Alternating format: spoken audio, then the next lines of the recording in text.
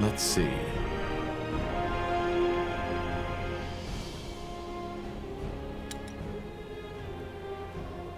Careful.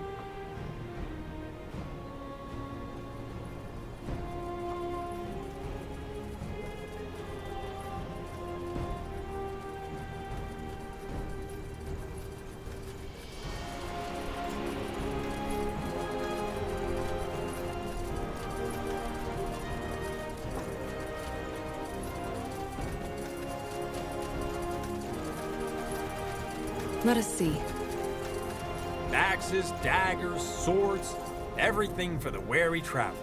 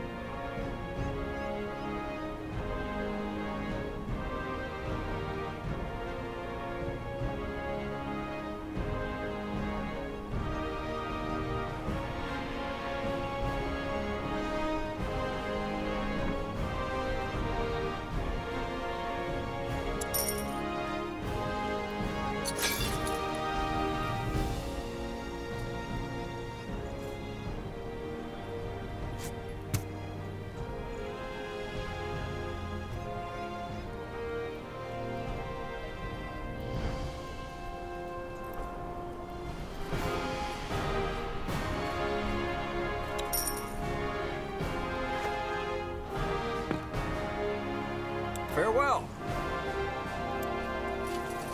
The best way is from Kalaya to Northander.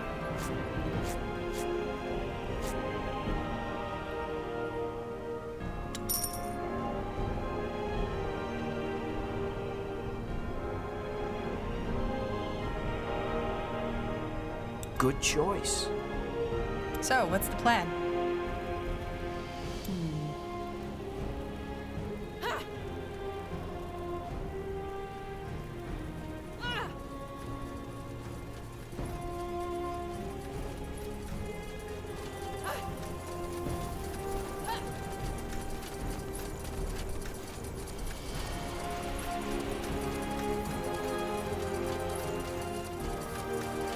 Armors and shields, everything from copper daggers to moon silver swords.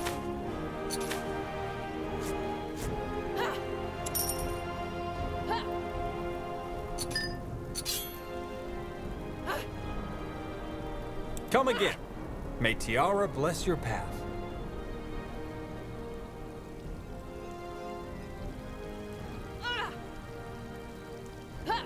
Let's see.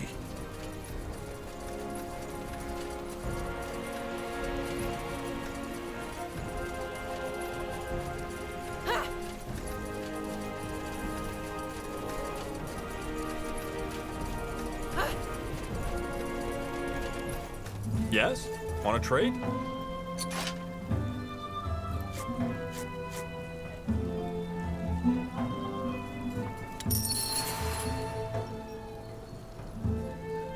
Pleasure doing business with you. Come We should get again. moving. This way, right?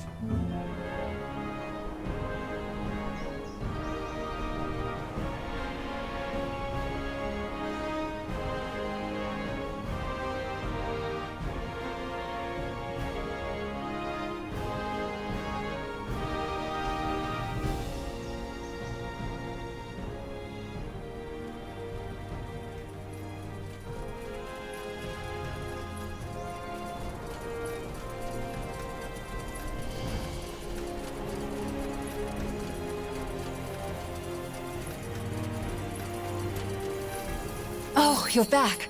So I take it you found everything. The fever's gotten a bit worse while you were gone, so you came just in time. Rosie, Shh, Georgie, I'm here. The kind soldier brought the herbs for Holy Frank's medicine. You'll be better before the morrow. This is not a fever, Tahar. This man has the blood burn. No potion can cure that, especially not that quack's elixir. Blazes. You were right. What? Did you say something?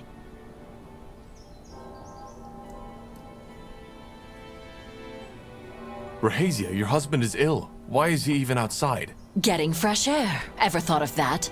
Holy Frank said that there's no better cure than the smell of fresh grass in your nostrils and the warmth of sun on your face. And if Holy Frank says it, then it's true. It must be.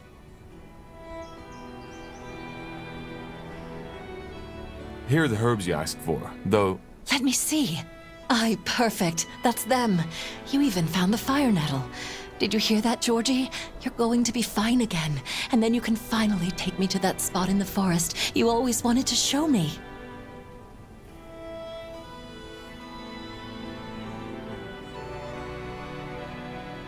Rahazia, there's no good way to say this, but this elixir won't help. Your husband has the blood burn, and there's no cure to remedy that, especially not from some faith healer. You need to take your husband to a doctor as soon as possible. Bloodburn? You mean that plague? No, that's not possible. Holy Frank said it was just the cramps, the weather. It's been scorching lately. Tiara's breath, Rahazia. Just take a look at him. He's already started to form blisters. But no, No. You're a liar. I should have known it when I first saw you. Now get out of here! I don't ever want to see your face again!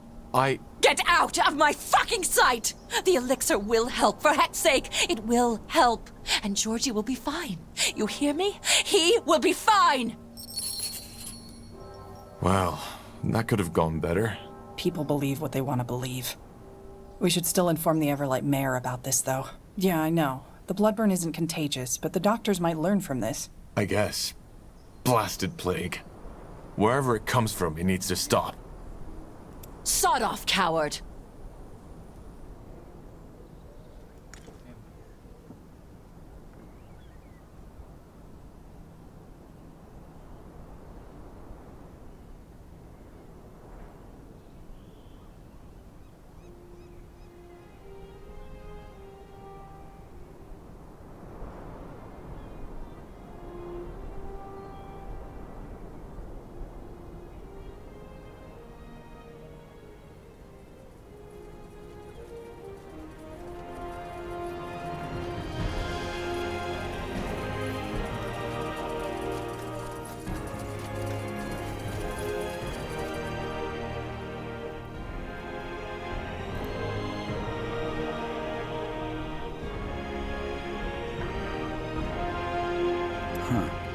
Intriguing. As a free city, Everlight's leadership is not chosen by the right of blood, but elected by the town's nobility. The most recent mayor, Fulan Argal, has been in power for over 7 years now, and is known for his endeavors to drastically reduce crime.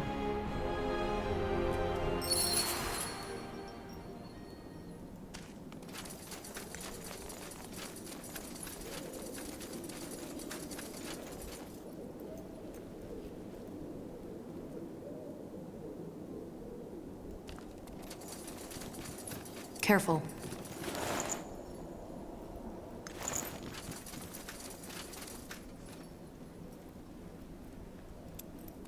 Well, well, if it isn't the notorious betrayer's child. I always wondered what you looked like. I had something different in mind.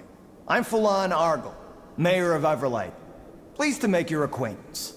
But let us cut to the chase, shall we? Clara has told me you're looking for an ally. One that can help you put an end to the bloodburn. For a simple village mayor, Clara has a lot of friends in high places. Simple village mayor. Is that who she is now? Amusing. Well, who is she? Someone who was once very powerful but decided to quit. That's all I can tell you without her consent. What else did she tell you? Not much I didn't already know. Who you are, and your involvement in the Mage Wars. And before you say any more, I don't want to know. You don't? No. The less I know, the less dangerous our cooperation is for me. Also, I fully trust Clara's judgment. If she thinks you're worthy of our support, then so do I. So, can you help us? I believe I can. Let me introduce you to the Wayfarers. Come on in. Tahar, this is Rowan, leader of the Wayfarers, one of the most able mercenary groups on EO. Rohan? Tahar. Tiara's breath. I take it you were acquainted already? This man used to be my father's right hand during the Mage Wars. He was the one who told him of my plans to leave the rebels. Interesting. Don't act so surprised, Argyle. You knew of my past. And you also know that I'm the only reason this war is over. If I hadn't told the Crown of Asamo's attack on the keep, he would have won. So yes, Tahar, you're right. I told Asamo about your betrayal. But ever since then, I've tried to repent.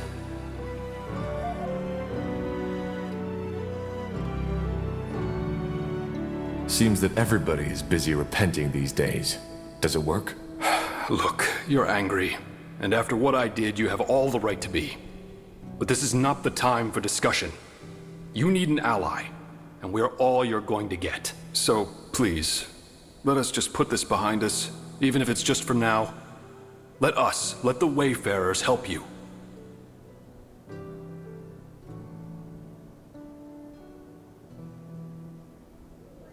So you warned the Royal Army of the attack? Yes. It took me some time to realize how rotten our movement had become. But when I did, I acted. Just like you. But please, I can tell you all about this, but not now, not here. I don't want your help. Please, just listen, will you? We don't have to be friends again. I know that you're trying to stop the Bloodburn, and we can help you. So at least hear me out. Fine. Speak. Who in the blazes are the Wayfarers? Mercenaries, as Argyle said. I founded them right after the war. Mercenaries? Yes. But that's just how we pay for our shelter and our food. Most of the time, the Wayfarers are helping people. Refugees, farmers, homeless. We're protecting those who the Crown has forgotten. Very poetic. And how do I know you're telling the truth? He is. Thanks. Look, Tahar, I know I messed up. I served a monster for over 6 years of my life. But I regret it. And I'm trying to make amends. So, this army of yours, what can you offer? Knowledge, tactics, swords. Whatever it is you and the Harbinger need to end the Bloodburn, we'll help you.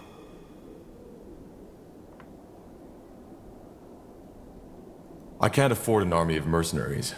I'd have to ask the Purity for support first. You don't. I will cover all the expenses.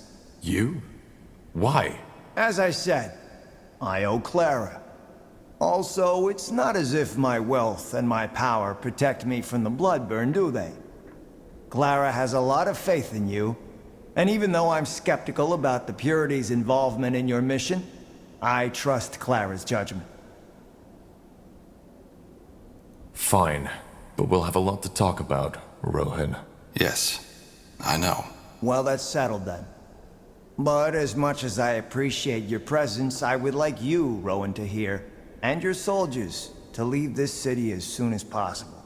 An army this size of the Wayfarers will draw the Royal Army's attention sooner or later. And that's something neither of us want to happen. Right. I'll see you around then.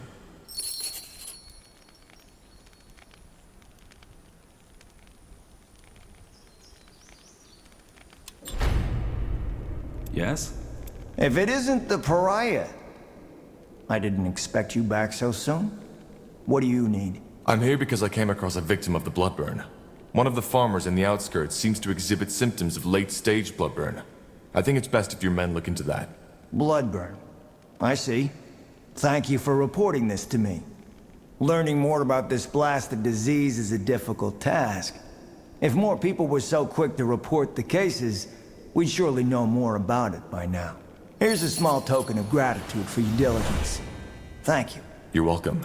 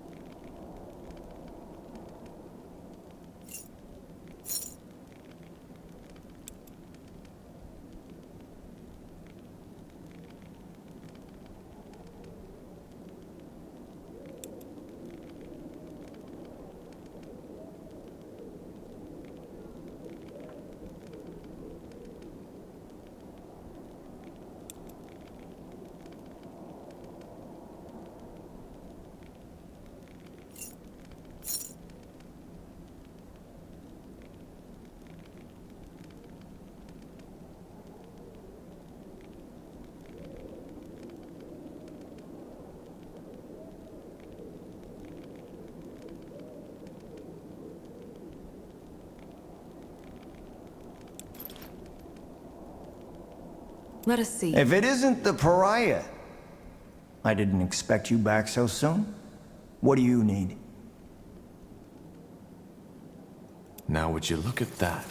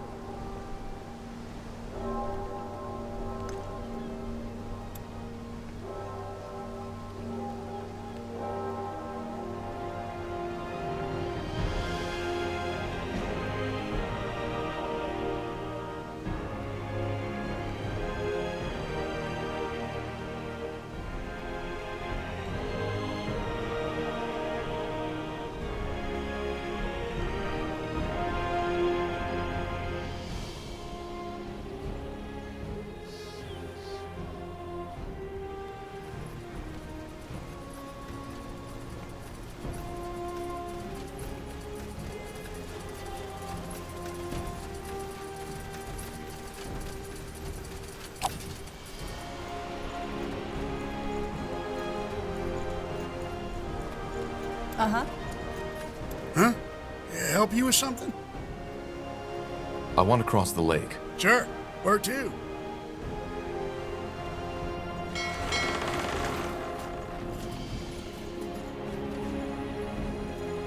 I'll take a look. Let me see. Huh? Help you with something? I'll be off.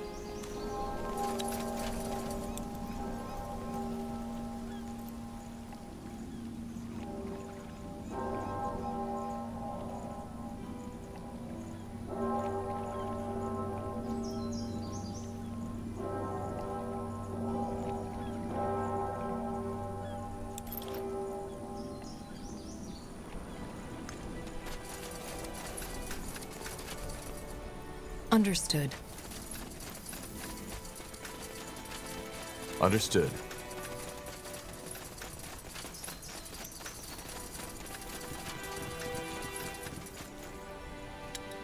As a neutral, apolitical association of mages solely devoted to the study of magic, the members of the Creators Guild were among the few gifted that remained neutral during your father's war. Though not comparable to the great universities of Kalaya, it is safe to say that Fiara owes many of its magical and technological advancements to them. Here we are. Impressive. And there's people down the hall. We should... Interesting. We do not get visitors often these times. Who are you? I'm Undergast.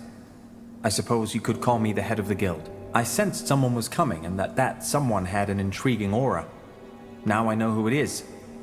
You are Isamo Tahar's child, are you not? How do you know? Well, I have studied Isamo Tahar's magic quite extensively, especially since the end of the Mage Wars. He was a remarkable man. Yours and his magical aura have a lot of similarities.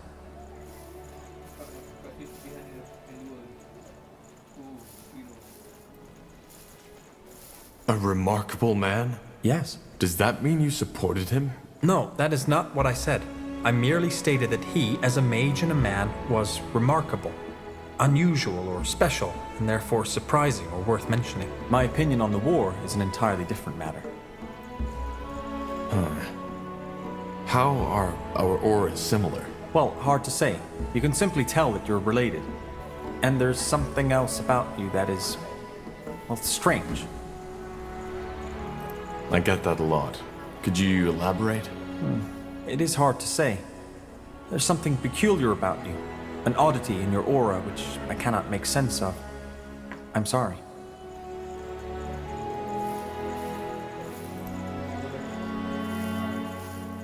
Either way, I assume you are here for a reason.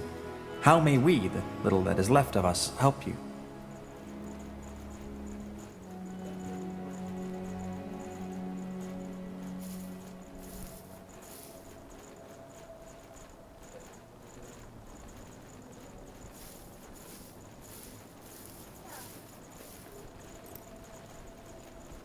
The The ferryman told me about an attack on the guild after the Mage Wars. He said it was the reason that there are so few mages left on the island. Is that true? Yes, but it was not just the attack. There was also an internal disagreement. That attack, how did it end? Am I right to assume you stopped it? Of course. They were trying to kill us, so we fought back and killed them instead. At least until their morale was broken. Looking back, I think that this display of power was something we should have done earlier. Only because we were peaceful, the people who attacked us assumed that we were defenseless. They will not make the same mistake again.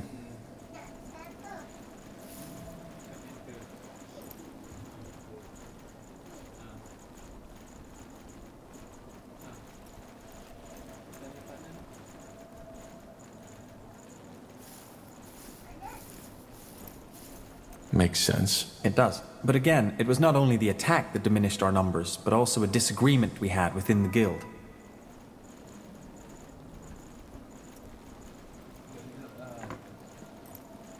What kind of disagreement? I would prefer not to talk about it. I am sorry. So you are the leader of the guild? Well, I do not see myself as such, but yes, the majority of the guild considers me its leader. I was wondering if you could tell me more about the Creators Guild. Maybe I should begin with the question, what do you know about us already? I know that you are a neutral association of mages that didn't participate in the Mage Wars. That's about it. Well, and that is about the core of our guild.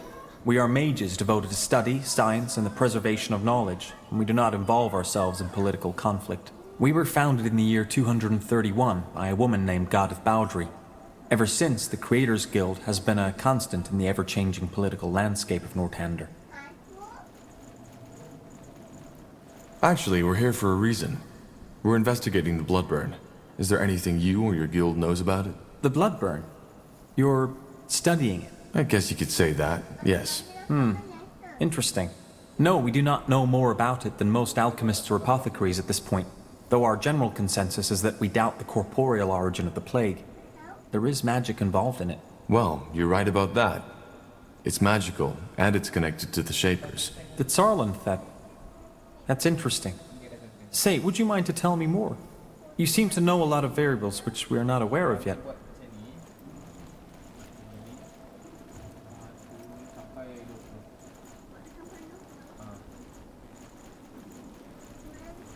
I'll tell you, but we should find somewhere to sit. It's a long story. Of course.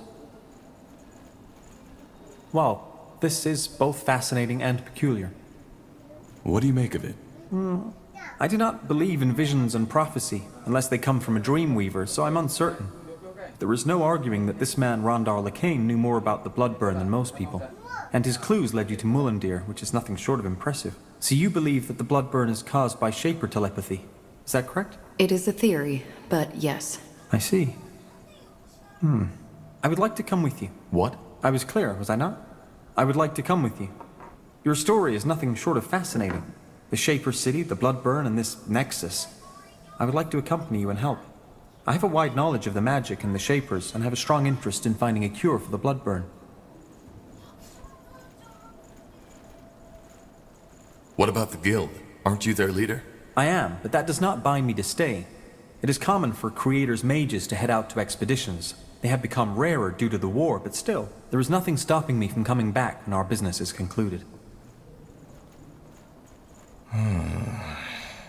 Well, why not? Just know that it will be dangerous. I can defend myself. Quite well, in fact. However, there is one thing I need to finish before I come with you. Study. Maybe you could help. This would facilitate matters. As long as it doesn't take too much time, yes. What are you studying? Simple. I have always been fascinated by the notion of sentience and the mind in general. What creates consciousness? What is it that distinguishes us as humans from a wolf who is slave to his instincts? Quite recently, a group of refugees who arrived in Everlight told me of a bizarre sight. They said that a stone golem took over the abandoned mine near the gates and has grown a soul, and apparently has been trading with the villagers and even befriended one of them. It all seems highly unlikely, but I want to investigate it. A monster with a soul? How is that even possible? I do not know. It is not the first time people have reported such occurrences, but most of the times they turned out to be a hoax. This is the first case I've heard that might be legitimate. If it's true, this might change the world forever. Can you imagine? The ramifications of such a discovery would be monumental. It is currently believed that only the 5 principal kinds are capable of conscious thought. Disproving that would change everything. Suddenly, would killing a monster not be a homicidal act? Would putting them in a cage not be considered slavery? And finally, is it right for the principal kinds to consider themselves special, chosen by the Guardians? What do you need my help with? Well, this is all an exciting scholarly prospect, but a golem is still a golem. So if the monster goes feral, I will require assistance. I can defend myself, but still it would be unwise to go there alone. I will get prepared and meet you at the mine. Do you know where it is? Tell me. Up north, at the top of the Iskander mountain. I will go as soon as possible. Fair enough. I'll see you there.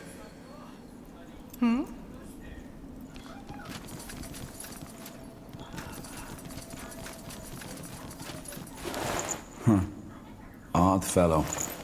But he's a capable mage, that's for sure.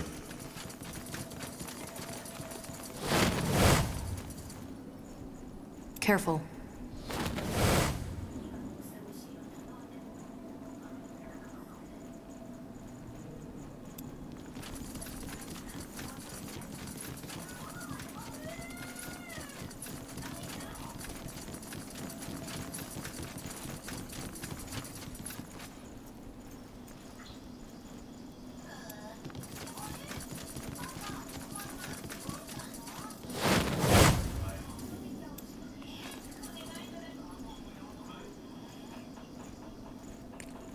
Huh.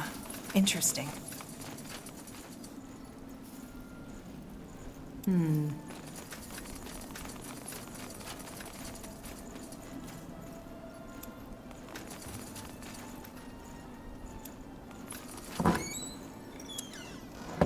Let us see.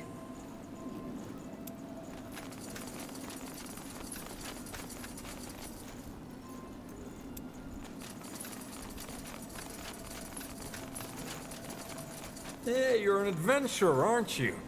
Come take a look. I'm sure I've got something that might spark your interest.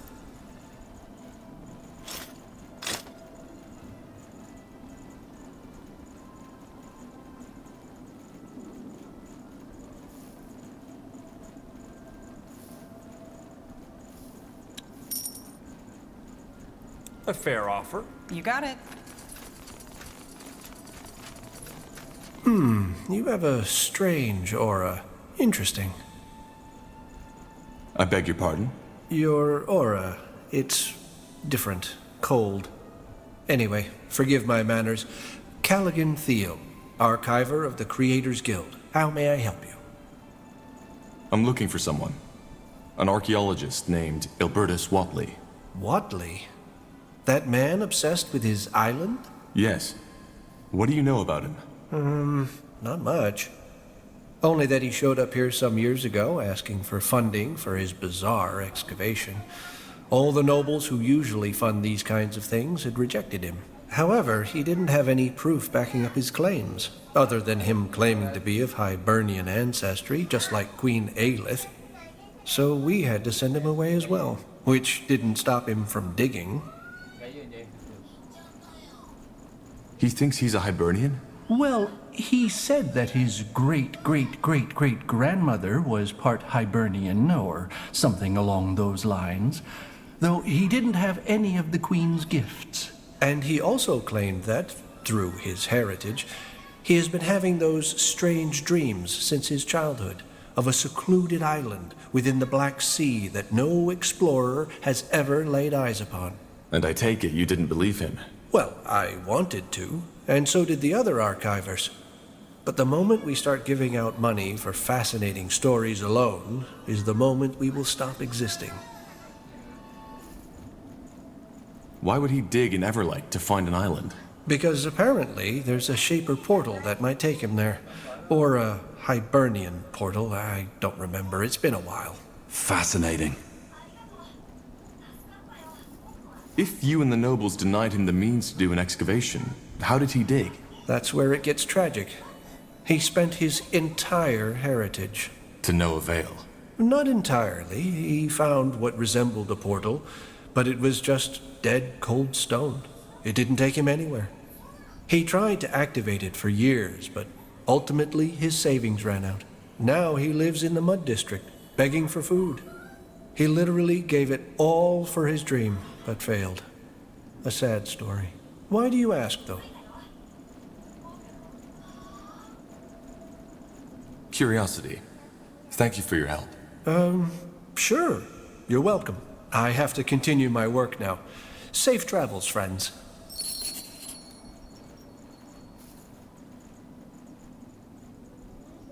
Careful.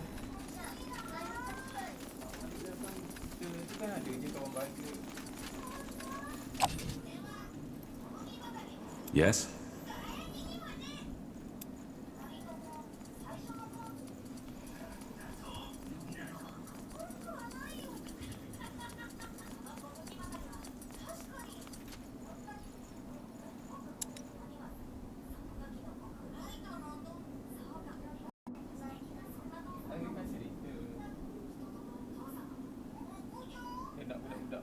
Well then, off to the Mud District. Let's hope Watley's still there. And still alive.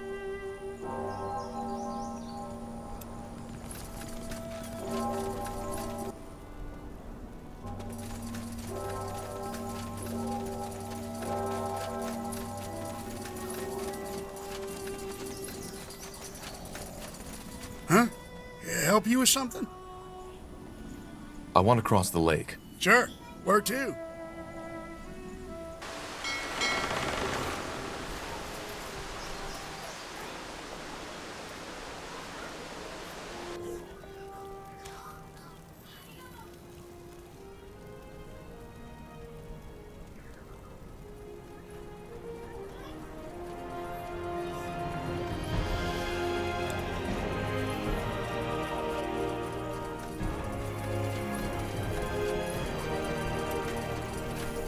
Greetings. Say, could you help me with something? I'm looking for a man called Ilbertus Watley. Ilbertus what? Never heard of him. Sorry. No problem. Tiara's blessing.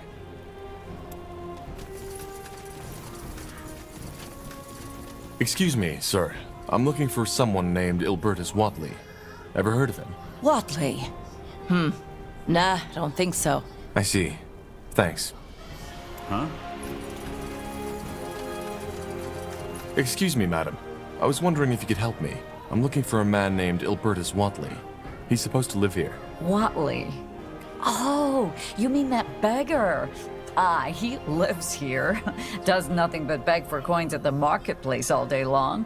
What do you want from him? Long story. Much obliged.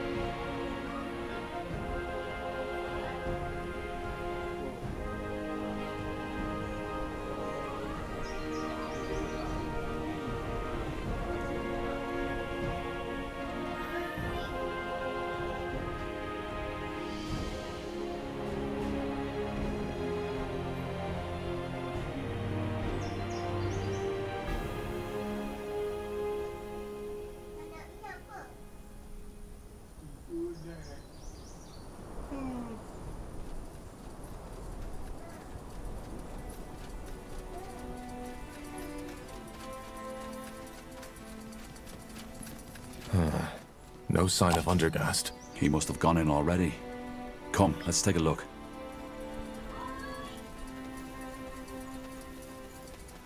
Corporal?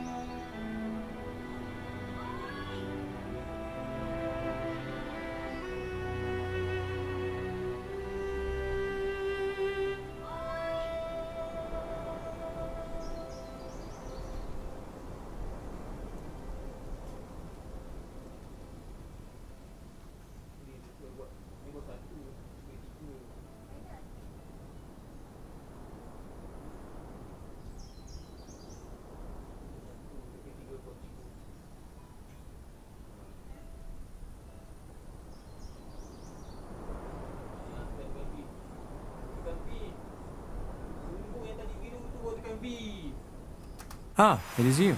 Didn't you say in front of the mine? I did, but then I realized that it might be wise to scout ahead in order to get a clearer picture of the situation. Come, let us go. The golem and its supposed friend should be further down the mine.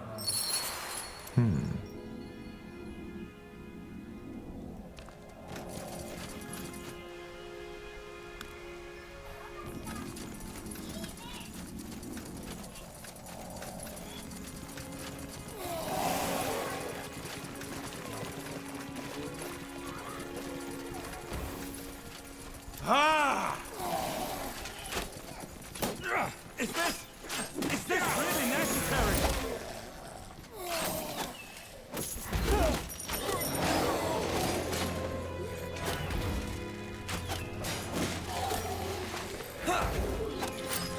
I did not expect so many creatures. Strange. All right.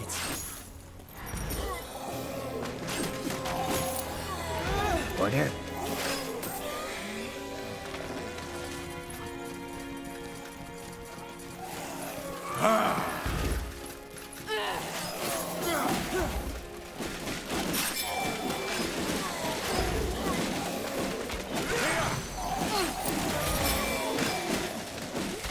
Control. Need control.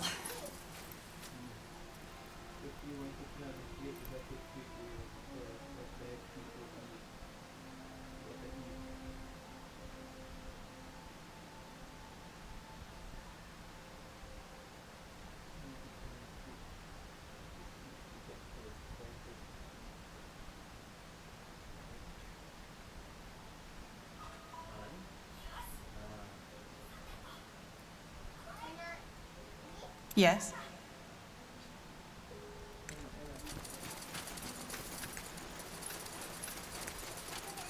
Sure.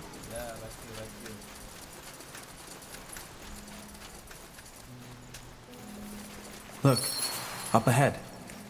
That must be the golem. And its friend. Let's see what they have to say. Rick, someone's coming.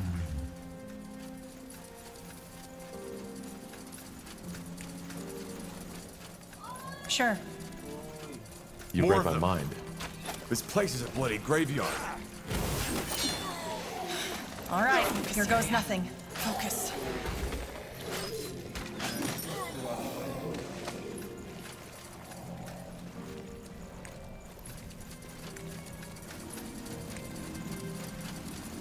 Will do.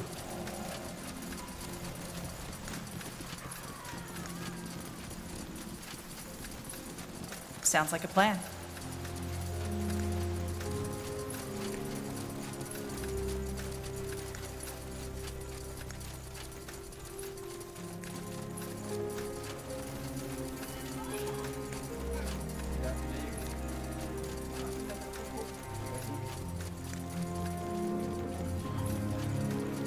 That's the way?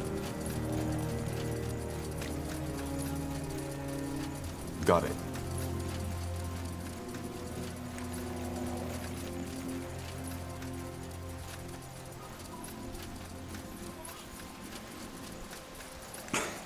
Blasted armor.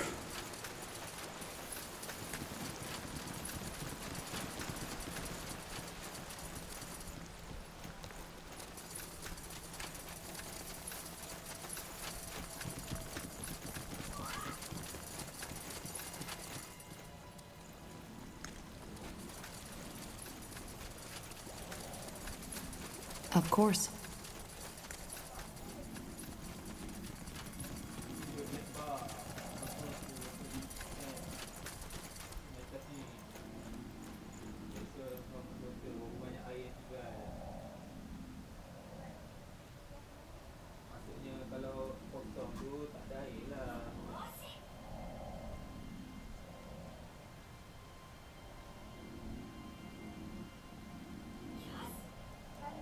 That way? I'm dead.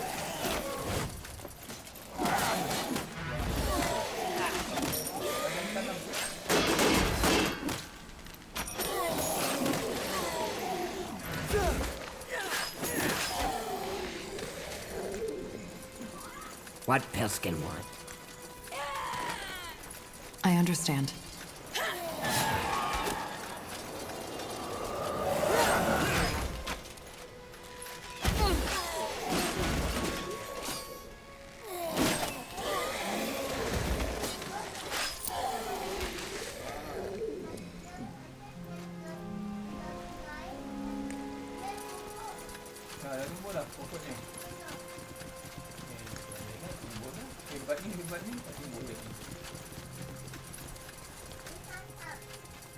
All right, why not? Mm-hmm.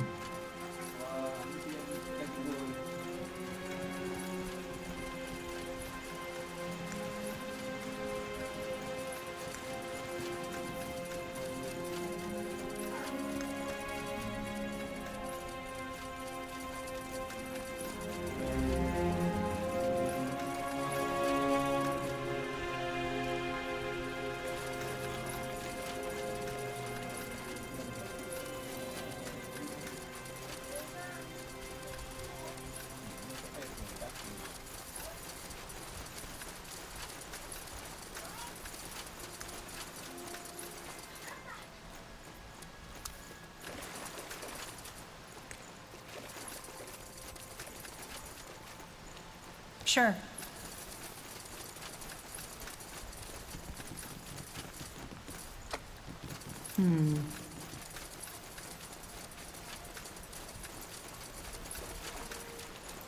Greetings. Are you... Rick, who are they? I'm afraid.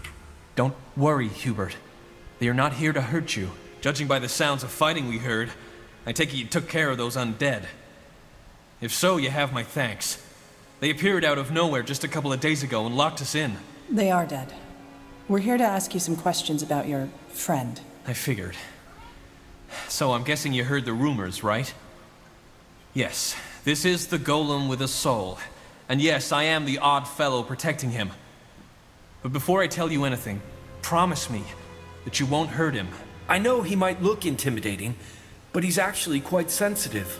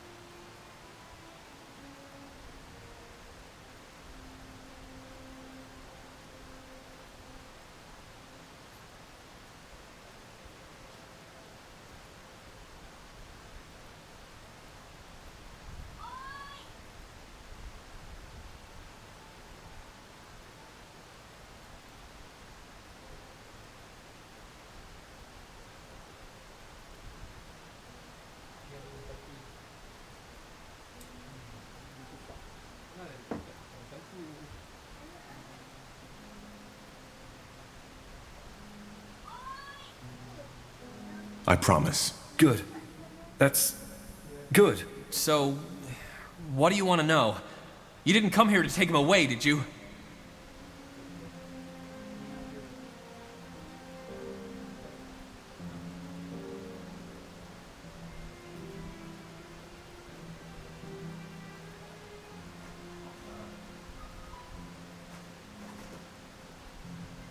What are your plans for Hubert? Neither he nor you can stay in this cave forever. Honestly, I don't know. Hubert is such a good lad, and I want him to have a normal, happy life. As bizarre as that sounds when talking about a golem. He would love to make friends and... Yes, friends. Rick, will these misters be my new friends? Hubert, what did we say about interrupting other people when they're talking? It's rude. And it makes people sad. Do Do you want me to be sad, Hubert? No, Rick. I'm sorry. Apology accepted. Just don't do that again. Anyway, I try not to think about it. And until you showed up and killed those undead, I wasn't even sure we'd ever make it out of that cave again.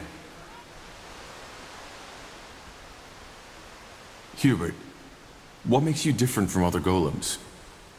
When did you realize you can think for yourself? I don't know.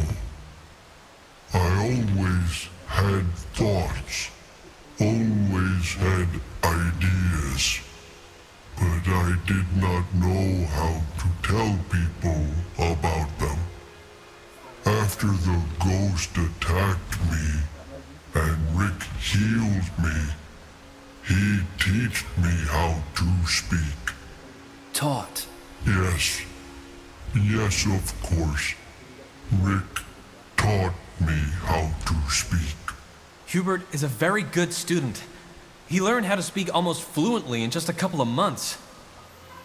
If only men were half as eager to learn, maybe we wouldn't be in this mess we find ourselves in. He could also carry the spirit of a person in him. Did you ever think of that? If so, it was the spirit of an infant. As I said, all I did was offer Hubert guidance and, well, love. How did you come to know Hubert? I mean, you don't just come up to a golem and start a conversation. Right. You don't. I found him laying half dead just outside this mine. Some creature drained him of his essence, a ghost or something. Darkness came and stole my light. It hurt. It hurt so bad. I know, Hubert, but it's over now. For some reason, I immediately noticed that Hubert was different. In every other situation, I would have simply turned away and alarmed the guard, but I just couldn't. So I went into the city to find a mage. Who? Joseph. His name was Joseph. He is not with the Creators Guild. And this Joseph agreed to help you. Well, he still owed me a favor, so... Yes, I asked him to heal Hubert. And even though he told me it was dangerous, he eventually did it. When it was done, he told me to get away as soon as possible, as it might wake up again soon. But just like when I had first seen him there, I simply knew that there was something in him. Something that made him more than just a construct. So I waited, and it turned out I was right. You can figure out the rest. I took him into the mine, as the Everlight guards would have attacked him on sight. And here, we became friends.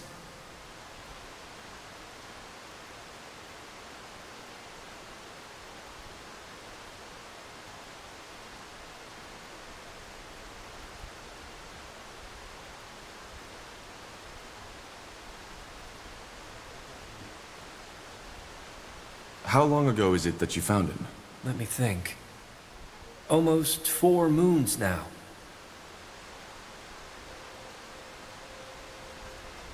What, and simply knowing he was different was enough for you to take on a golem? Trust me.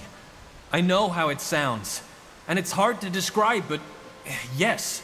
Basically, that's how it was.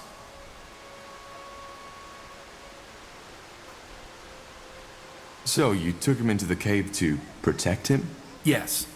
Of course, word eventually got through to the townsfolk. But you're the first to follow up on the rumors. And before these undead woke up, this place was actually quite peaceful. A bit gloomy, yes, but safe. And that's what matters. How did you become friends, though? Rick, friendly. Rick always friendly. Rick care for me. Well, maybe friendship isn't the proper word for it. It's more like I care for him, the way a father cares for a child. And yes, I know how funny that sounds considering Hubert's size.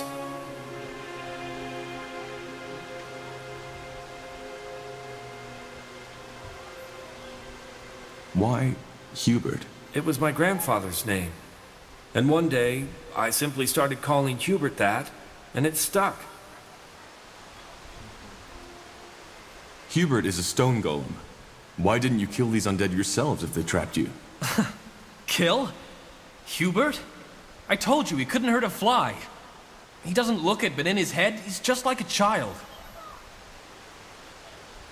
All right, look. My friend here would like to learn more about Hubert's uniqueness. It would be of great scientific value. Would it be possible for us to examine him? I don't know. Will it harm him? Golems were created to endure pain. What my friend is trying to say is, he will do everything he can to keep Hubert comfortable. What do you think, Hubert? I don't know. Fine. If you think it will help us understand Hubert better, then I don't want to be an obstacle. Go ahead. Thank you, sir. Then let us begin.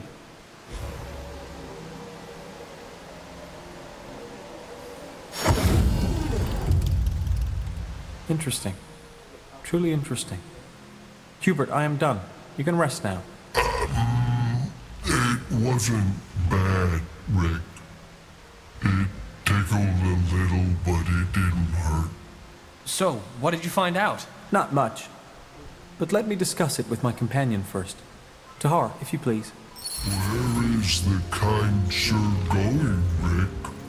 I liked him. So let me be brief. I inspected Hubert's magical core, and it is rather unusual. It's overflowing with magical essence, unlike anything I've ever seen. My theory is that his remarkable intelligence comes from this irregularity. Unfortunately, I believe that the very same irregularity is also dangerous. The essence within him seems unstable. It is very likely that it will eventually get out of control and cause an explosion unlike anything this land has ever seen.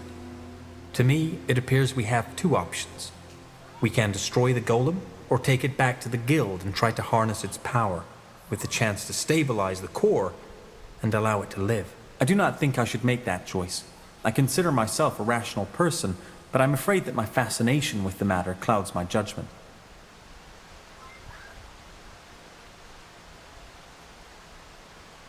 Couldn't we just take him somewhere secluded and leave him be? I'm afraid that's out of the question. We just don't know what the long-term effect of this instability would be. He could, for example, become feral and use his incredible power to wipe out a city or two. Killing him is the merciful option if his welfare is your primary concern. We can't do this. This is a sentient being we're talking about, not just a construct. Forgive me, but this is highly irrational. You are a mage, so you should be able to sense it yourself. There is a magical power in this golem, and it is growing stronger by the minute. It is imperative that we act one way or another. He's right, Tahar. Hubert may be a fascinating fellow, but he's also a walking time bomb. Not doing anything would be imposing a death sentence on all of Everlight. Also, there is a slim chance that harnessing the power of his core would stabilize the core, and thus allow it to live. What do you mean by harness his power? Well, the possibilities are endless. If we can replicate the structure of its core and stabilize it, it has the potential to change the world. We might even be able to recreate it, thus giving us a power source with the chance to recreate life. Obviously, there is no guarantee these experiments will bear fruit. We would also be risking blowing Everlight to smithereens in the process. If I had to make a guess, I would say that there is a 40% chance that the golem will be stabilized, and we will be able to harness the core. A 40% chance that it will die in perceived agony, and a 20% chance of triggering the devastating explosion. That's a tough decision. Let me talk to Rick. Of course. Yes? That's the way? So, what did you and your friend talk about?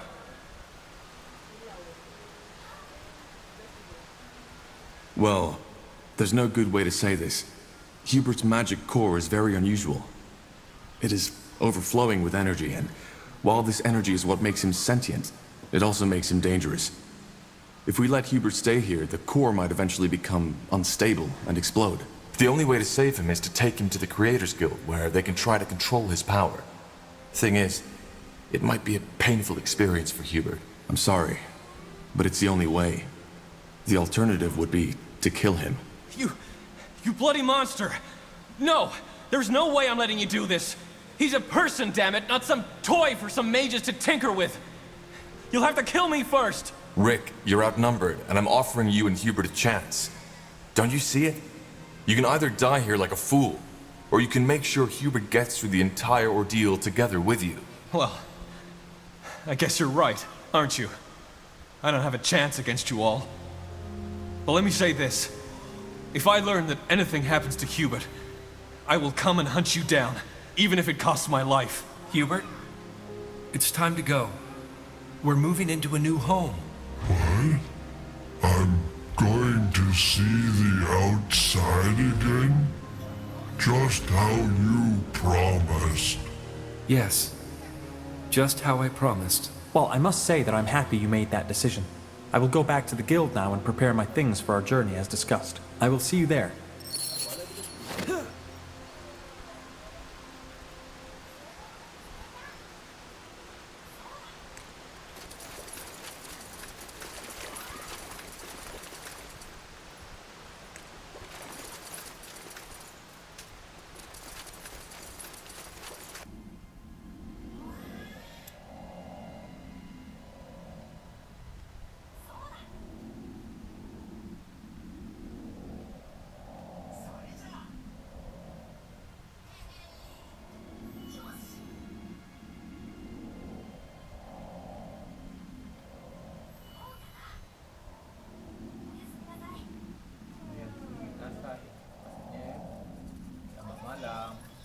Let's see.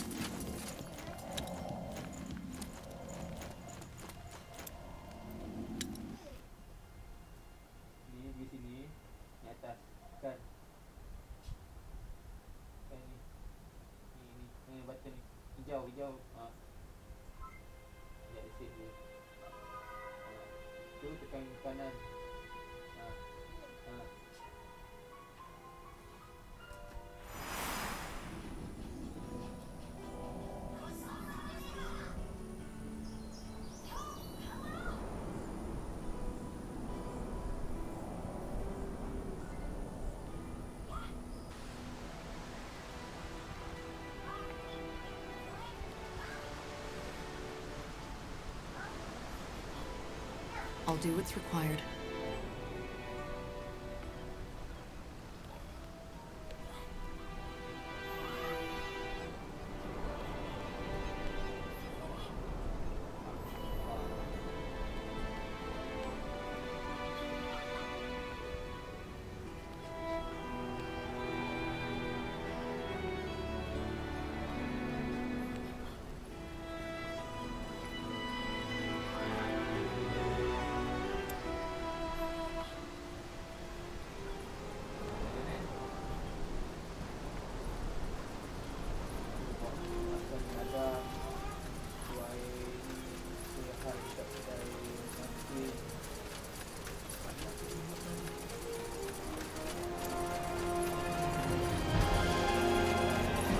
Huh? Help you with something? I want to cross the lake. Sure. Where to?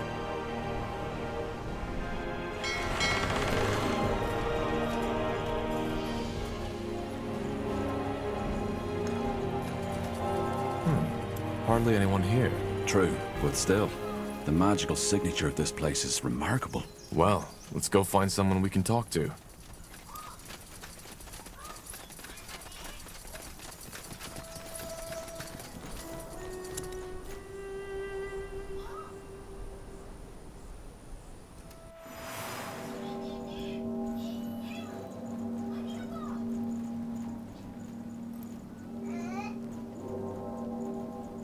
Interesting.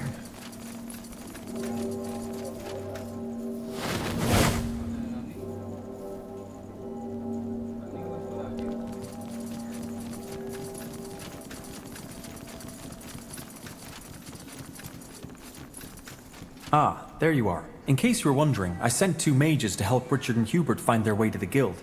It will be a marvelous opportunity to deepen our knowledge on magic. I'm still fascinated by the idea that an abundance of magic is able to create sentience.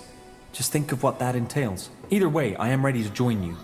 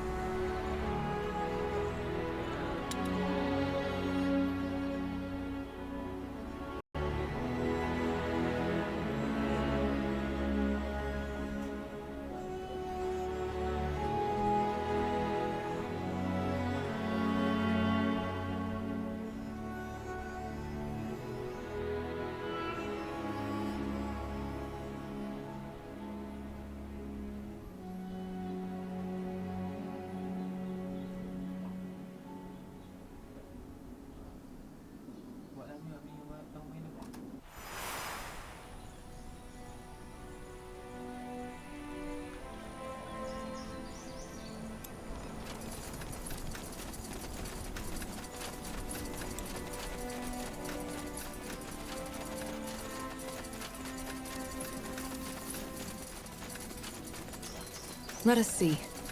Huh? Help you with something? I want to cross the lake. Sure. Where to?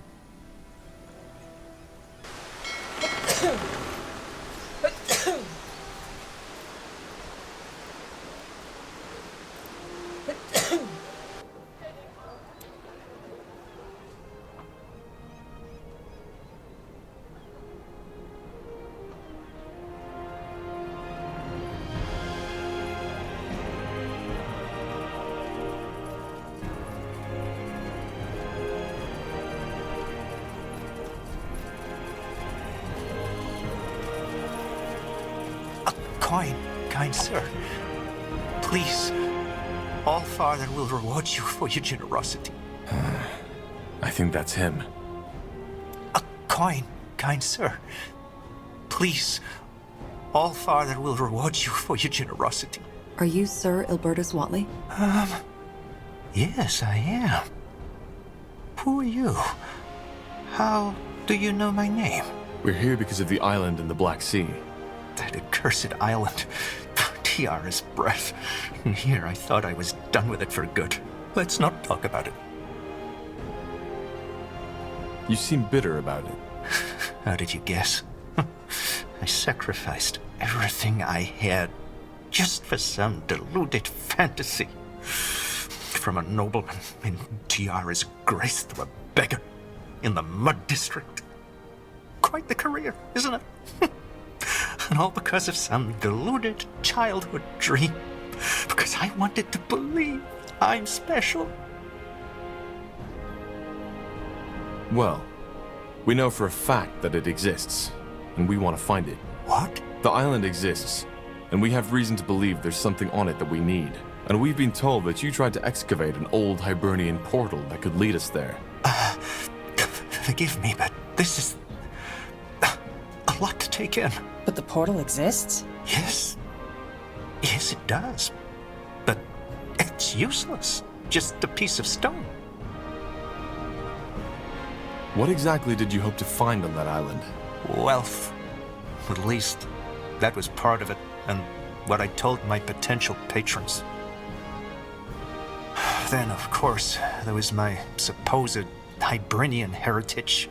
But, all that aside, Hibernian culture has always fascinated me. I studied archaeology in Greyfell, and as most archaeologists, I was always laughed at. Most people still consider it an expensive hobby for nobles rather than a true craft. I wanted to prove them wrong. Oh, friend, I can relate to that. You wouldn't believe how much. You can? How did you learn of that island? That's complicated. What it ultimately amounted to were some vague explorers' diaries, dreams, and an active imagination. And that's all? No, it's not. But please understand that this is a very painful chapter of my past, which I prefer to remain closed. So, you used up all your wealth to find that island? Yes. As you probably know, no one was willing to fund my expedition. So, I decided to take the matter into my own hands.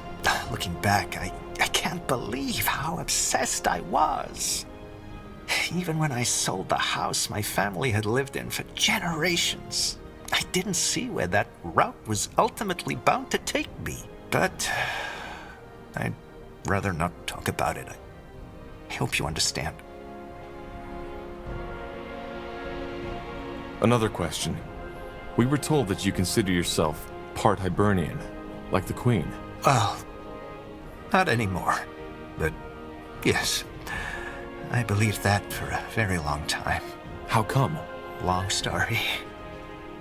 The short version is that I've had these strange dreams ever since I can remember. Dreams of turquoise marble, of old rituals and ancient dragons. But they were always so vivid. like a real memory. And that led you to believe they were? That and the fact that I've always felt different from others. But then again, who doesn't? In the end, the Creators Guild was right. I had nothing to back up my claims. Be that as it may, we need to find a way to get to that island, and building a ship isn't an option. Can you show us that portal? Haven't you listened? It doesn't work. We need to try. Can you take us there? Fine. I can, but only under one condition. You need to pay me. Now, believe me, I wouldn't ask this if I had a choice, but leaving this place during the busiest hours of the day means I'll end up with an empty belly tonight. Just give me 30 gold. That should last me for a week. Take 60. Oh, that's very generous of you. Thank you. Meet me at the excavation site, will you? I need to take care of something first. Okay, see you there.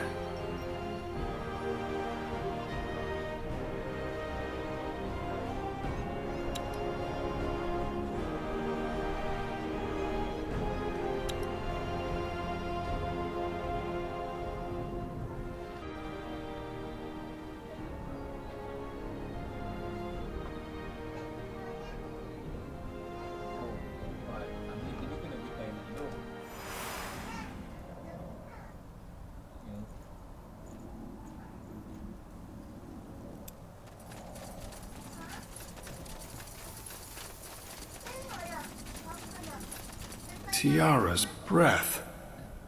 You haven't promised too much, Tahar. This place is incredible. Just wait until you see it in action. Just don't forget, we're here for a purpose. I won't. I'll go talk to Flynn now. We need to find a good place to set up camp. And, if you want to... In any case, with our new allies, we should be able to go look for the stones. Ah, Tahar. I remember that back in the Rebellion, ancient relics such as the Godstones were your speciality. Is there anything interesting you could tell me about them? Interesting? That depends on what you mean by that. I mean, it goes without saying that what this rune allows us to do is beyond fascinating. Apart from that, I could only tell you the things you already know. How both the Hibernians and Shapers worshipped them and harnessed their magic. But that's about it. So, regarding the Wayfarers, you said that you founded them to make amends. Is that true? And if yes, how did you found them? Yes, otherwise I wouldn't have said it. As to how I formed them, it's a long story. And maybe one we should save for later. I want to talk about my father. I figured you'd want to eventually. What is it you want to know? Do you think it's true? But he was simply crazy. Towards the end, yes. He had certainly lost his sanity. But before that, I still don't know. I've said it before, but there's one part of me that likes to think he was a madman to begin with.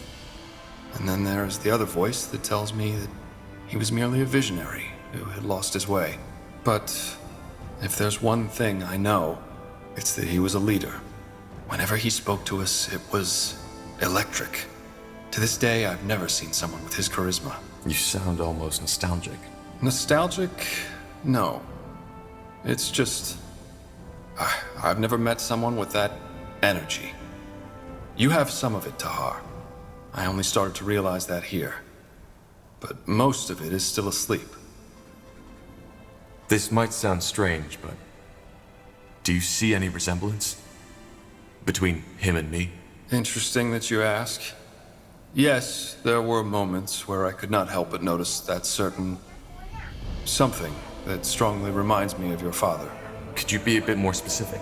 Well, I think that the best way to describe it is a sort of look in your eyes. It's somehow distant, but at the same time driven and intense. And it can be both intimidating and charismatic. I believe that it's this energy that helped your father rally the noble houses and all these mages behind him. And ironic as it may be, it might help you with our cause too.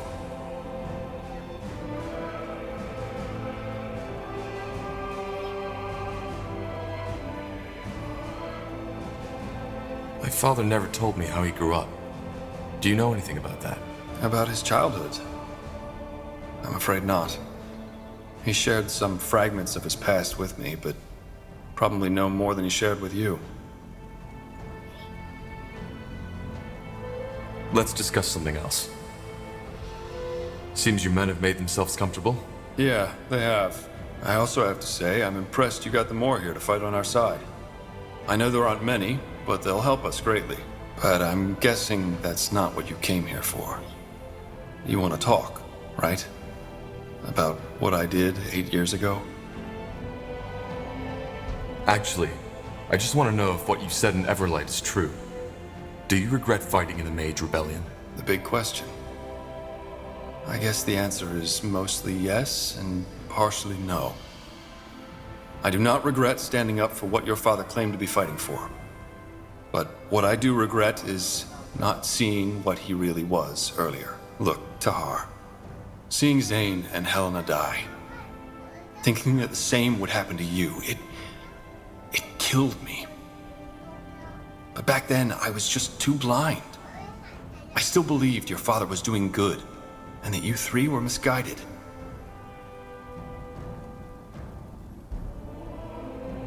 Why did you do it? Why did you tell my father about my plan? What do you want me to say?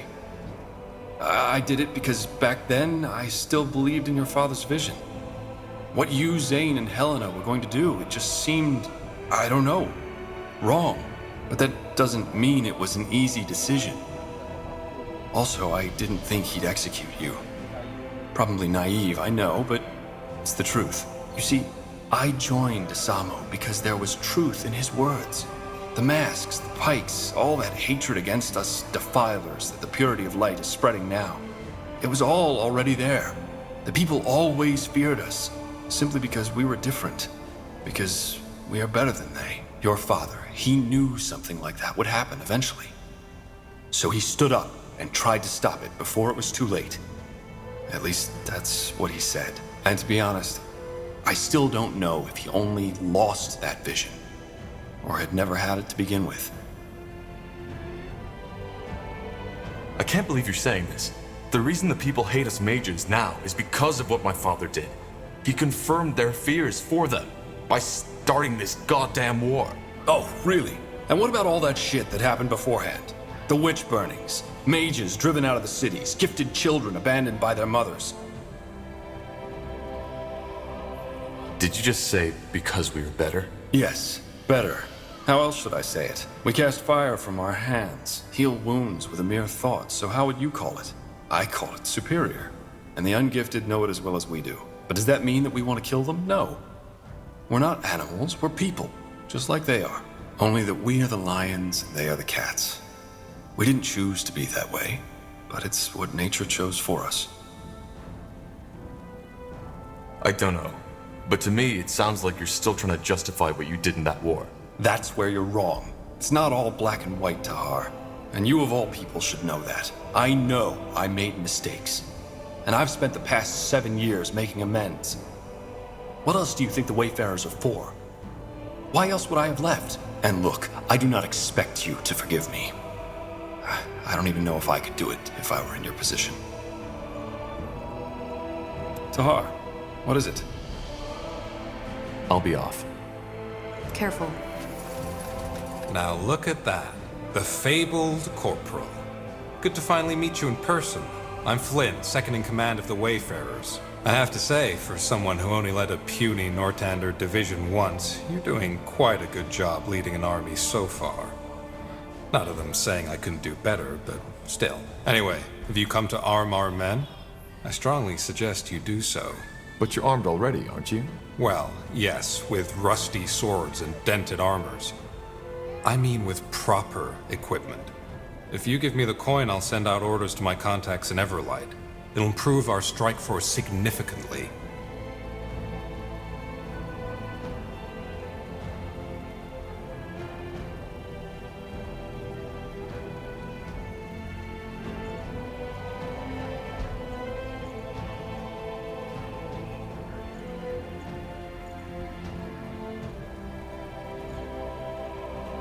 Can you tell me more about you?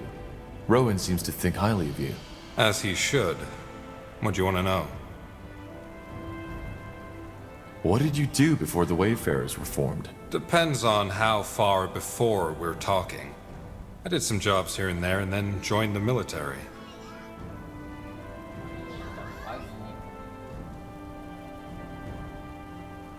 You were in the Royal Army? Yes. I was even part of the Wolf Guard for a year or so. Really? How come we never met? Because that was way before your time. I know I don't look it, but I'm quite some years ahead of you, Tahar. I served under General Noria, under Sentenza, before that disaster at the Iskander Fortress. How come you left? Well, there were a couple of reasons. In a nutshell, I didn't agree with some of the things Sentenza made us do. So I deserted, just like you. I'm not a deserter. I got framed. Yeah, I know the story. Sorry if I offended you. Anyway, after I left, I went back into the mercenary business for a while. Then the Mage War broke out, things went to shit, and I went into hiding. Finally, a year ago, I met Rowan, and he told me about his idea. I immediately agreed. Doing good while not being bound to uniforms, orders, and morning drills was something I'd always wanted to do. I simply didn't expect anyone else to share that vision.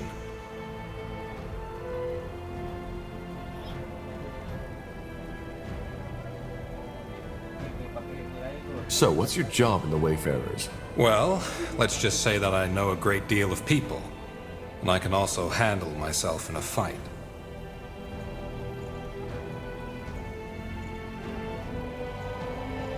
I want to buy some better equipment for the Wayfarers. Music to my ears. What did you have in mind?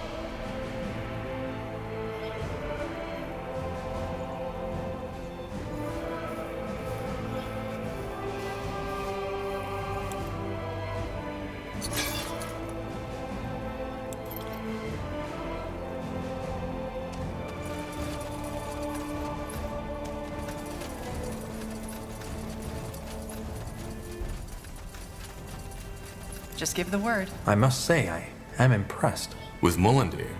Yes. It's quite a sight. I still can't believe we're the first ones who found this place. It seems unlikely, yes, but yet it happened. Isgrim, the dwarf, told me about it. He said that the rock illusion shielding the entrance vanished as soon as you spoke the words, and that it did not react to Isgrim himself. Tell me, Tahar, what do you make of that?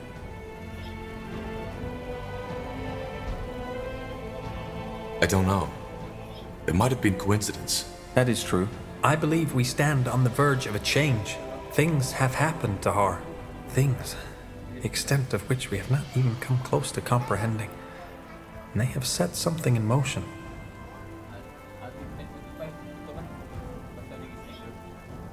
How do you know this? Are you some kind of medium? A medium? No, quite the opposite. I'm an observer. As you have undoubtedly noticed, I lack the, let us call it, emotional intensity most people display in their daily lives. That can be a challenge, but it also allows me a unique perspective on the world. And to me, it is evident that the war your father started has done more than simply given birth to the purity of light. It was the first pebble in what will soon become an avalanche. You're talking about the Bloodburn? Among other things, yes. But as I said, there is more to it. All this, your journey, your role in what Rondar Lacane believes to be a vision sent by Aenir. It is only the beginning. But let us continue this discussion when I can give you more than vague, semi-prophetic statements. All right. We'll talk later. Why? When? When something comes up. I'll go prepare for our next mission now. Understood.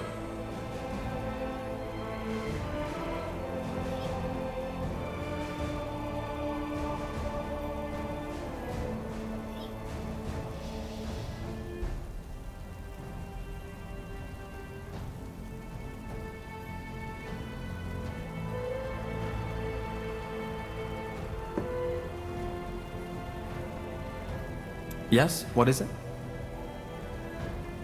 Where did you grow up? You don't look Nortandian. I do not. That is correct. I grew up in Imperia. Imperia? That's a long way from here. I know, but I hardly have any memories. My parents fled from the Civil War and set over to Northander when I was only 4 years old.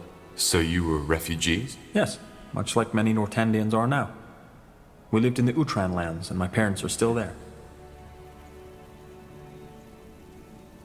What's it like to live in Nortander as an Empyrean? Well, it was my impression that Utron people are by nature a lot more skeptical towards outsiders than, for example, the citizens of Everlight. All in all, however, I cannot complain. Both my father and my mother found work quite quickly, and thanks to my occupation as first scholar of the Creators Guild, they now live a quite comfortable life. And when did you discover your magic? At a very early age. I believe I was 7 at that time.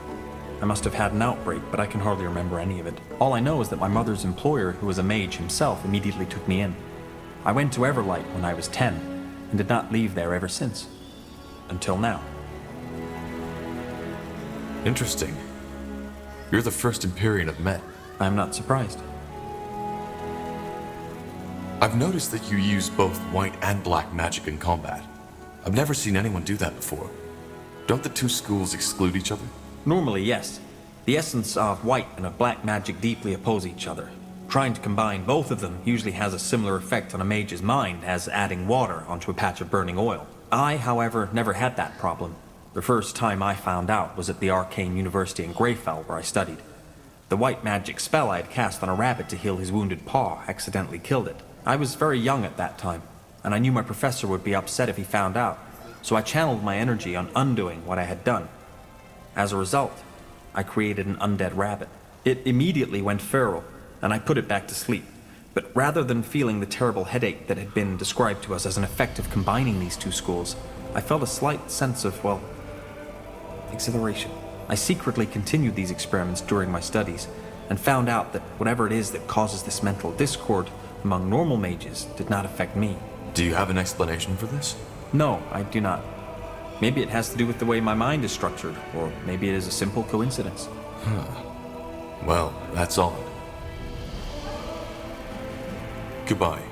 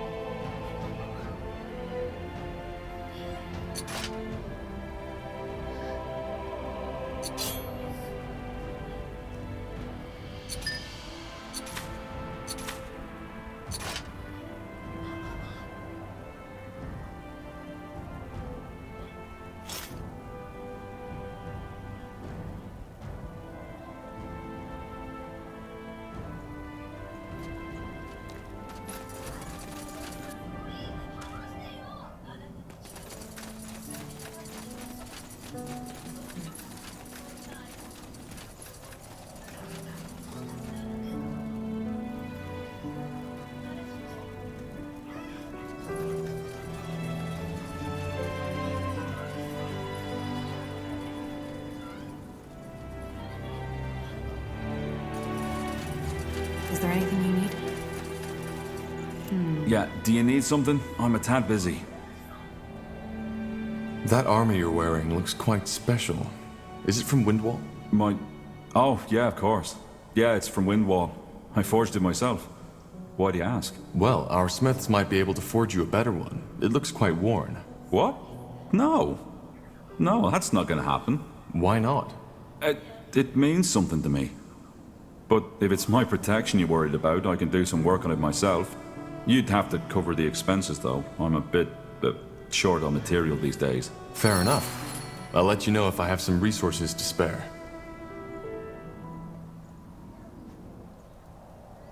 Let me see.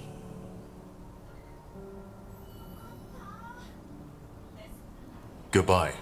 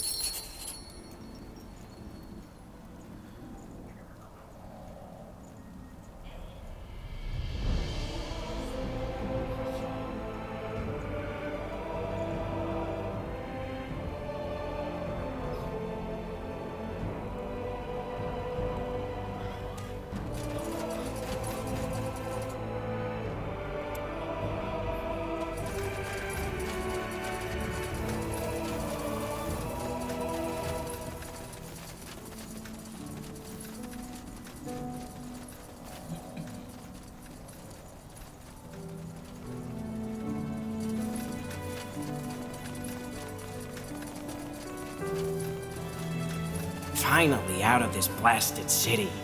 What a mess. How are you settling in? Well, I'm still trying to get used to the idea that I'll be working in an old shape of ruin from now on. Either way, I promised you my help, and here I am. Give me some material and some coin, and I promise you that I'll fabricate the finest weapons and armors you have ever seen. Good. I'm looking forward to it. Looking for potions and scrolls? I'm sure I have just what you need.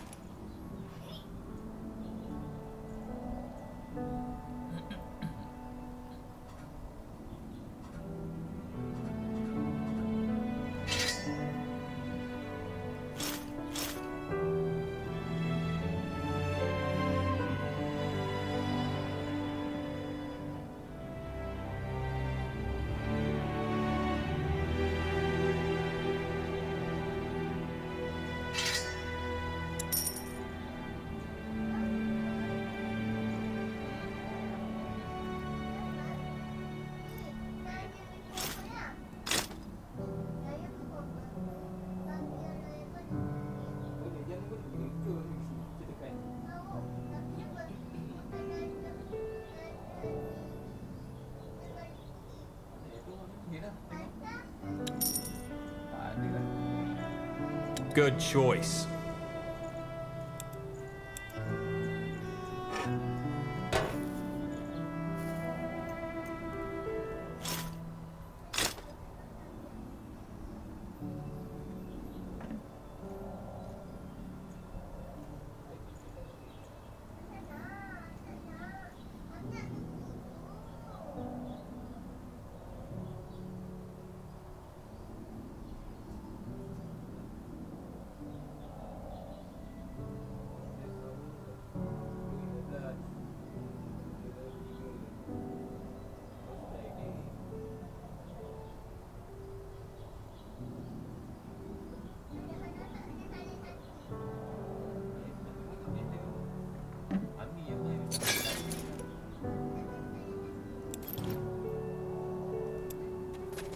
What can I do for you today?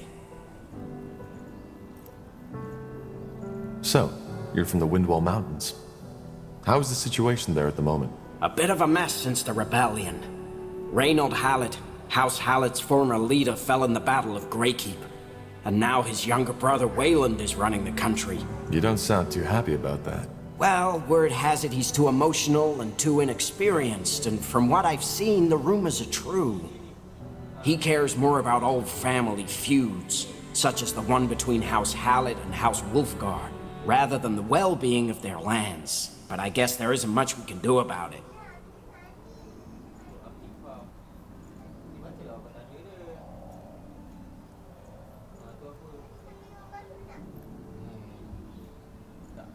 Let me see what you have in stock. I had hoped as much. What do you need? The best wares from Kalea to Northander.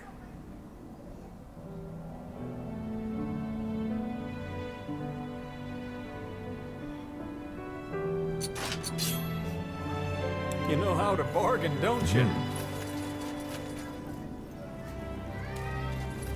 Let us see.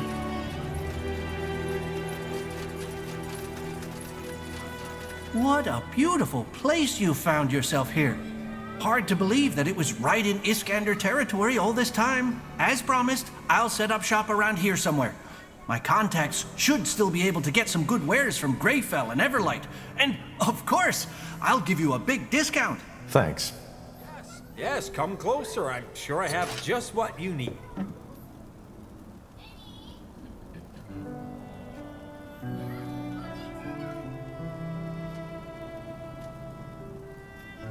Good choice. Ah, Corporal, I've found some new treasures. You might want to take a look at them. Yes. Want to trade? A fair offer. Huh. Intriguing. Ellen's Reigns. What a journey. But I must admit, this city is a marvel. Such beauty. It almost makes me forget the reason I'm here. Are you still, heartbroken? I shall forever be heartbroken. But none of that matters anymore. If the fire in her heart does not burn as brightly for me as mine does for her, then so be it. Tell me, do you mind if I stick around for a while longer? Iskander isn't safe these days, especially not for a vagabond elf. And there's no way on Io I'm going back into that accursed city. Even if the darkest alleys of Everlight carry her flowery scent, even the most mischievous of voices whisper her lovely words, even... Maybe you could even help us out with your skills. Of course. I have already talked to the elves in your company. Moorhair weapons are a bit different, but not too much from what I usually create. Just come to me if you require my knowledge. Yes, yes, come closer. I'm sure I have just what you need.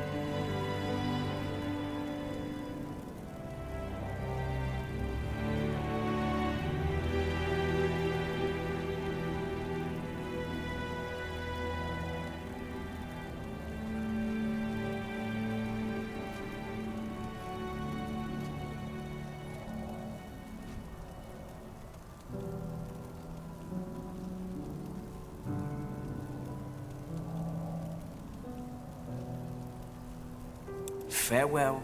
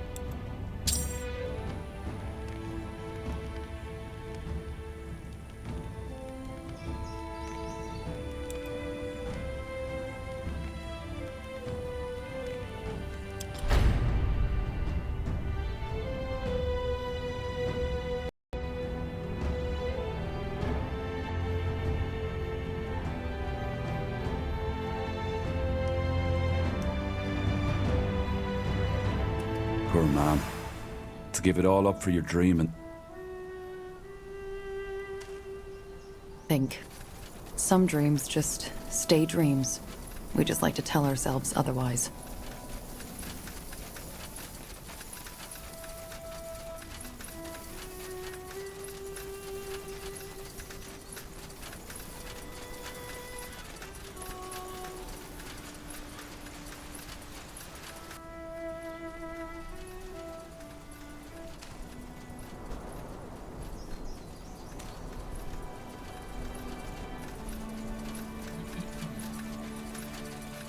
More cutthroats. Take them down.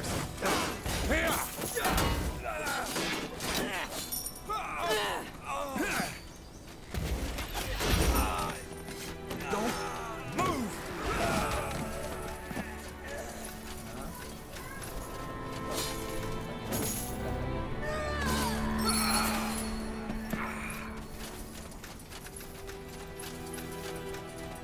I'll take a look.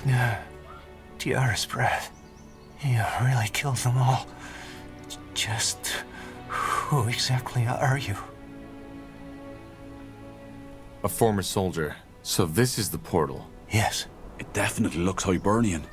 Did you reconstruct it? No, it was still intact when we found it. Which is more than strange, but that's also where the mystery ended. We couldn't activate it, even with the portal stone. How did you find it in the first place? And what makes you believe it's connected to the island? Hibernian stone tablets. You see, similar to the Shapers, the Hibernians had developed a magic that allowed them to travel great distances within a short amount of time through portals. By stepping through an active portal, it took you wherever its counterpart was located. Teleportation. Yes, but much safer and also available to the common folk. I see. And how do you know this portal's counterpart is on the island? Another long story, for which I assume you don't have the time. Suffice to say that I found a kind of map, one that outlined all the Hibernian portals, how they used to be back in their era. What's a portal stone? Something to activate them? Yes, but as I said, it didn't help. I paid a fortune to buy it from a Chilean merchant, but I might as well have sung my incantations on a brick. Where is that stone now? Can I see it? You're really stubborn, aren't you? No, you can't. Because I threw it away. Why? Because it was useless. It was useless. Like all of this sodding, pointless horseshit I ruined my life for. Forgive me. I shouldn't have gotten so upset. This place, it just brings up memories. It's all right. You've lost a lot. But please, this is important. Where did you throw it away? Do you remember? Yes, I remember. There's a small shack near the old river watch in the southwest. That was the day I had finally realized that I had been chasing a ghost all along. You'll try to find it, won't you?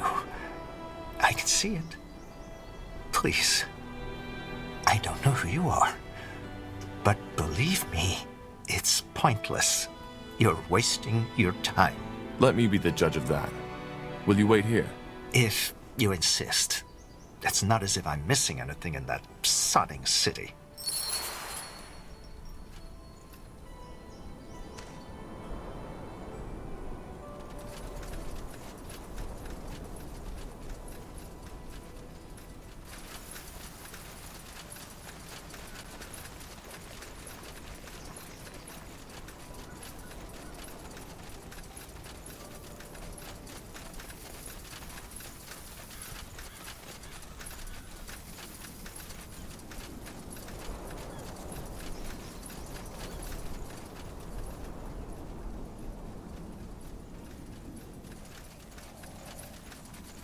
Tell me, Tahar, what makes you think we can get that portal to work if he couldn't? Honest answer?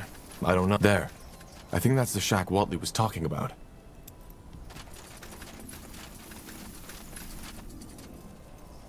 Look at that. Could this be the stone? Show me. Though, that's interesting. This stone. It's ornamented with Hibernian runes. But it looks a lot like our Shaper rune. Interesting. Well, let's get back to Watley.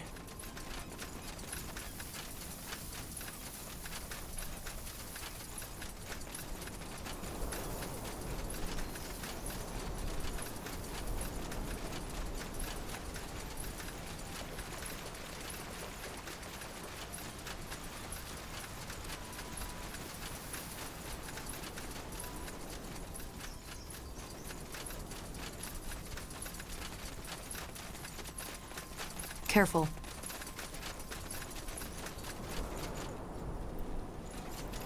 Watley? We found... By the... What? How is that possible?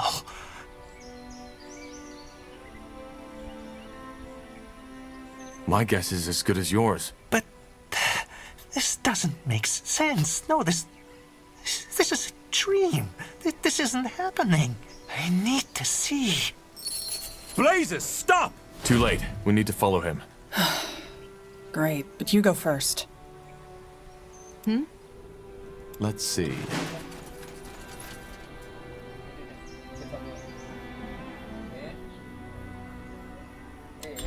Though some cartographers may claim otherwise, the maps of Io are still far from complete. The Black Sea invited explorers and adventurers to fantasize. Situated north of Fiara, many ships have fallen victim to its stormy waters, causing the number of expeditions to diminish.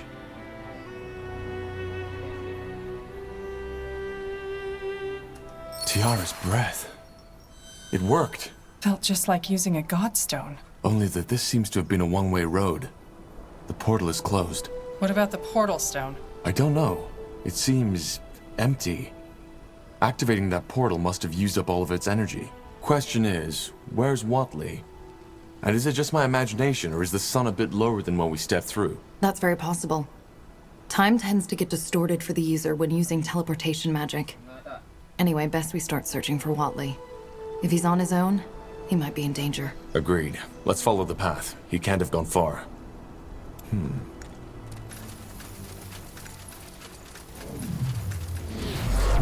Hard to believe we're suddenly thousands of miles from Everlight. But there is something unique to this island, isn't there? Yeah. There's hardly any magical signatures around us. Whoever lived or lives here, they haven't been in contact with the outside world yet.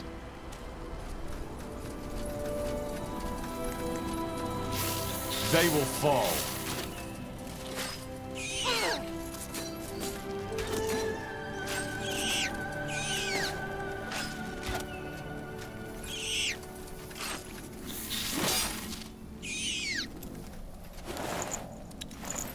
Now would you look at that?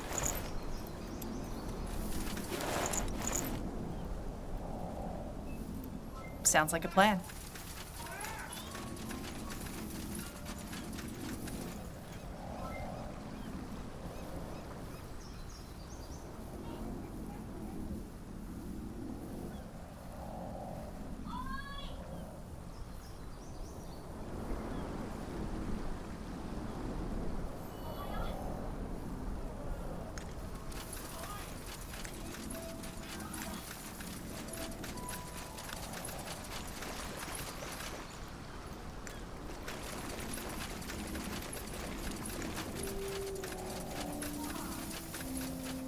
Sure.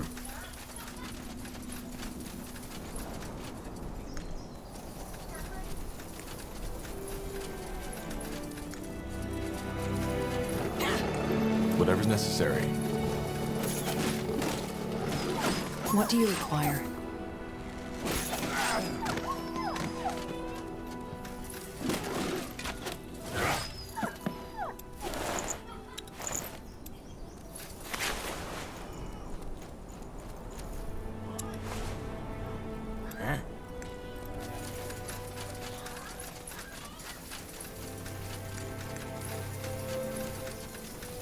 Yashul Skenyar. Sro Cesar. Sro de Shak. Srar.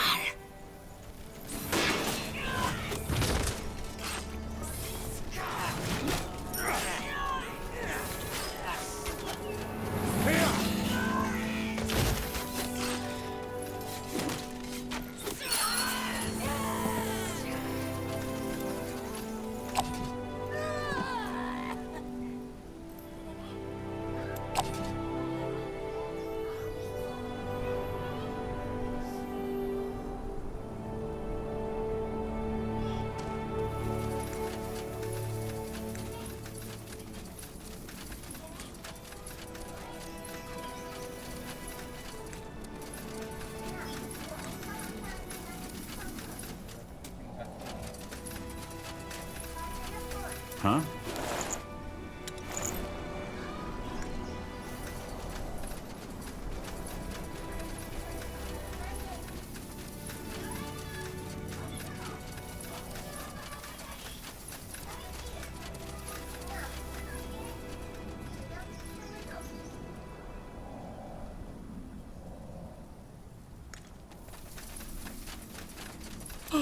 Yes? Bugger and blast it! Who were these creatures? And what took you so long? We entered the portal just after you. The teleportation caused a distortion in time. Oh, of course. The writings mentioned that. Well, thanks for saving me. And sorry for being so mindless. These creatures, I thought they were going to kill me. Who's our friend? I don't know. He must be one of the locals. But he doesn't seem to understand our tongue. Tunde, I do. Fine. Now I'm lost. So am I. How can you know our language? Because we are both Kalal. You come from the Forsaken Land, which our people left behind hundreds of generations ago. Though your way of speaking is strange, be that as it may. I am not worthy of answering your questions. I will take you to our Yaris. She has predicted the arrival of outsiders, and it seems that her readings have become true. You will free us from Shar's snake spawn.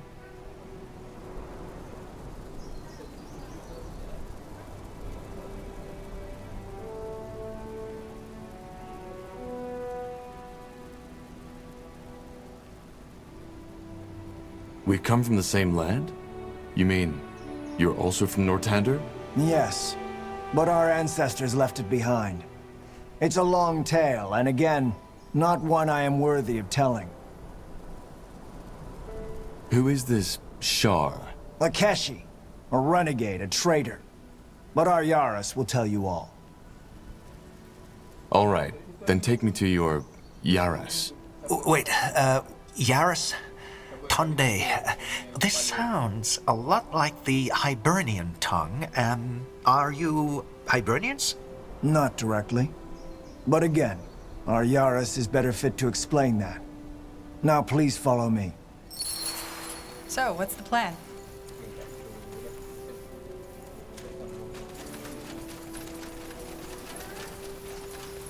Yakul!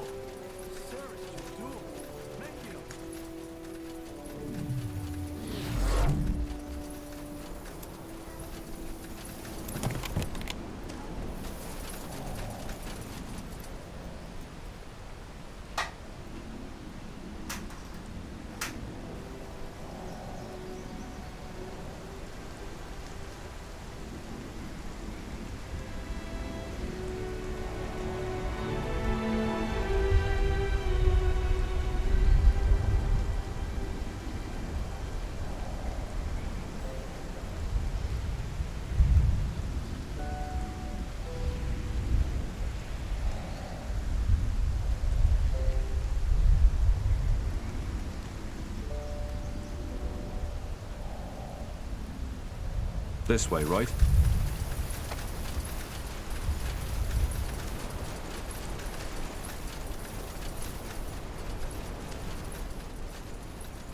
Nehalf's hammer. Look at that. It's fascinating.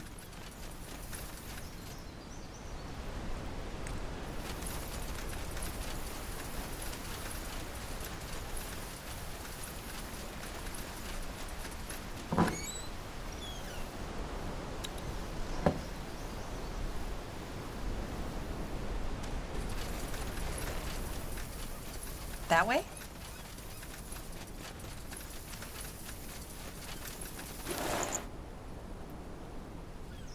What's that? Looks a bit like the portal stone that brought us here, doesn't it? Sounds like a plan.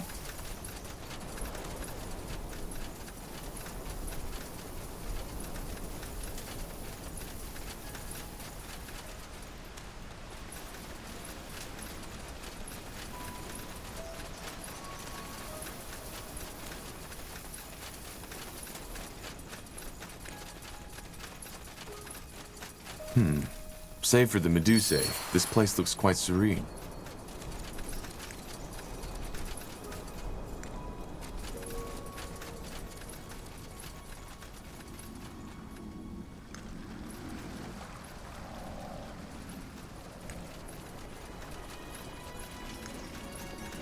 You got it.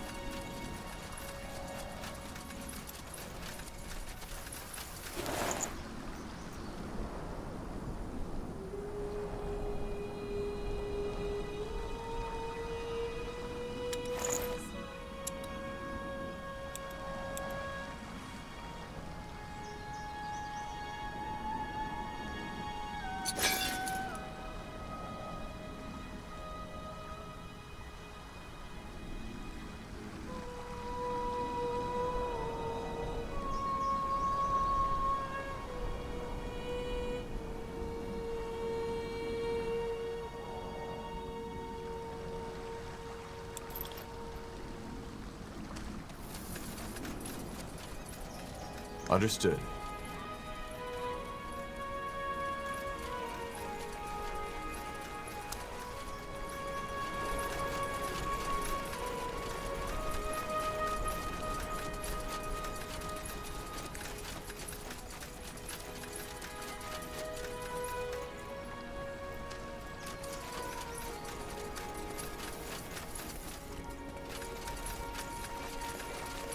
Let us see.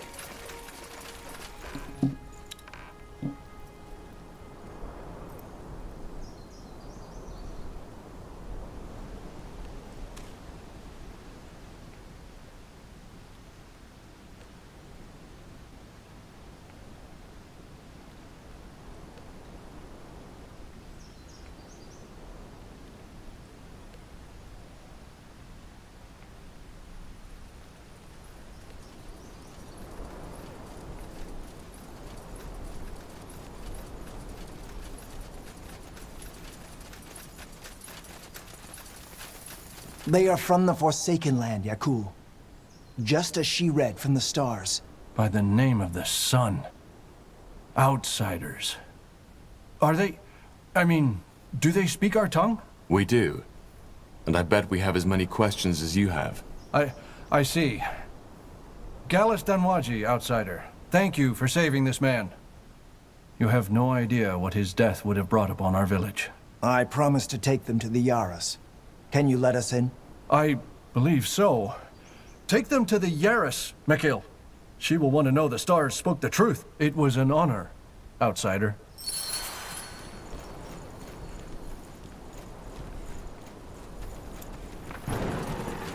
Tondia, outsider. As you want.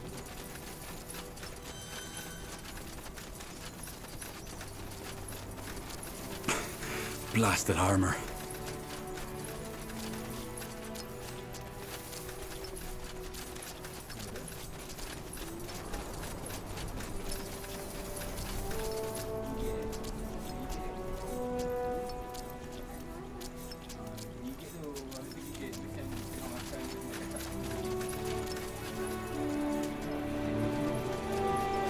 Understood.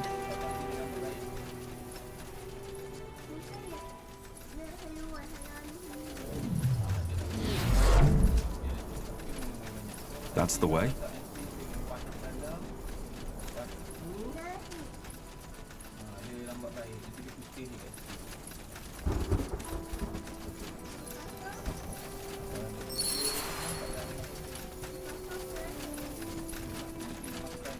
Tandai, you're the outsider, aren't you? Interesting.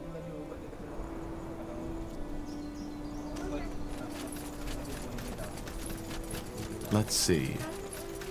I see the outsiders have arrived. Yaras.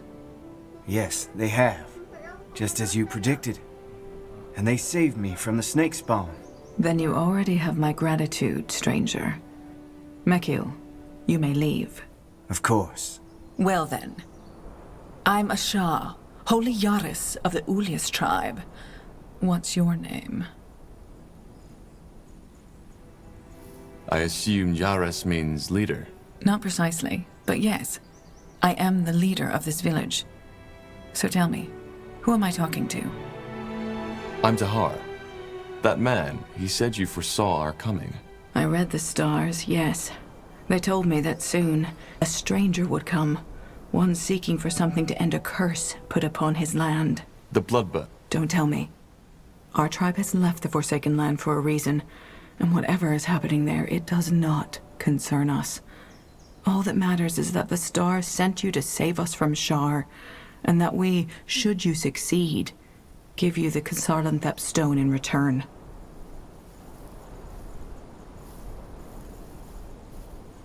I hate to disappoint, but me being here doesn't have anything to do with the stars. Yes, it does, even though not in the way you think. What I do, reading the constellations, it is merely interpreting a pattern that is already there. You see, we sentient beings like to consider ourselves separate from the world, but the truth is, we aren't. We're part of a complex whole. Characters, events, catastrophes, they repeat, maybe in a different shape, but with the same core. They are patterns ingrained into the fabric of existence. Fascinating. This is just what the Hibernian priests always said. In other words, you're saying that us being here is part of a pattern? So, your people fled from the mainland? Yes, we did, which is why we were able to talk to one another. But that was a long, long time ago. And since you will probably ask, we left because we were persecuted. Persecuted? Why? Because of our faith. We followed the ancient teachings of the Hiberians, and though we were only a few and our faith was peaceful, the priestess of Tiara did not approve. We started to roam the lands in search of a new home, but wherever we went, people drove us away. Until one day, one of our sages found a portal. You can imagine the rest. So, you worship the Hibernians? No. They weren't gods. We follow their teachings. Which are? Quite simple. I know most remember the Hiberians as brutal dragon hunters, but they were so much more. I even dare say that their downfall was the worst that could happen to Io. But this is a complex matter. If you are truly interested, read one of our parchments. You should be able to decipher the writing. Oh, trust me. I'll do that. Queen Aelith is a direct descendant from the Hibernians. Who? Right. You wouldn't know. And you never wanted to return to Fiara? No. The Xarlanthep stone? Yes, the ones who created the relic you are looking for. The Shapers. She's talking about the Shapers. If that is how you call them, yes. So, we help you, and you give us the Nexus Stone in return. Is that the deal? I don't know the stone by that name, but yes, if you help us resolve our problem, you can have it. You don't even want to know what we need it for? No. As I said, the outside world doesn't concern us anymore. All right, what do you need help with? Your Medusa problem, I assume, and this Shar who's controlling them? Yes, but it's a bit more complicated. Shar is my son. Where should I start? I have two sons, Dul and Shar. According to the Hiberian traditions, it was set that Dul would succeed me as the next Yaras. As you can imagine, this was never easy. Shar never accepted Dul as the legitimate firstborn. I think I can see where this is going. It's not that simple. You see, their father died when they were both very young, and that shaped their personalities in very different ways. Shar was frail, sensitive, and emotional. He was always sick, had horrible nightmares, and often talked about these voices he heard. He heard voices? Yes. Not only during the night, sometimes even in broad daylight. What did they say? All kinds of things. But nowadays, I simply think it was him having a too active imagination. What kind of dreams did he have? Everything, really. A lot of it revolved around his father's death. And then he had this one about the sacrificed woman. The sacrificed woman? Yes.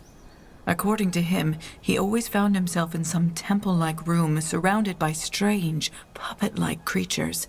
He walked down a hallway until he stepped into a room where there was a woman lying on an altar. I talked to our shaman about this, but he said that it might simply be his fragile mind. Now I believe that it also had something to do with his magic. A lot of gifted children suffer from strange dreams like that one.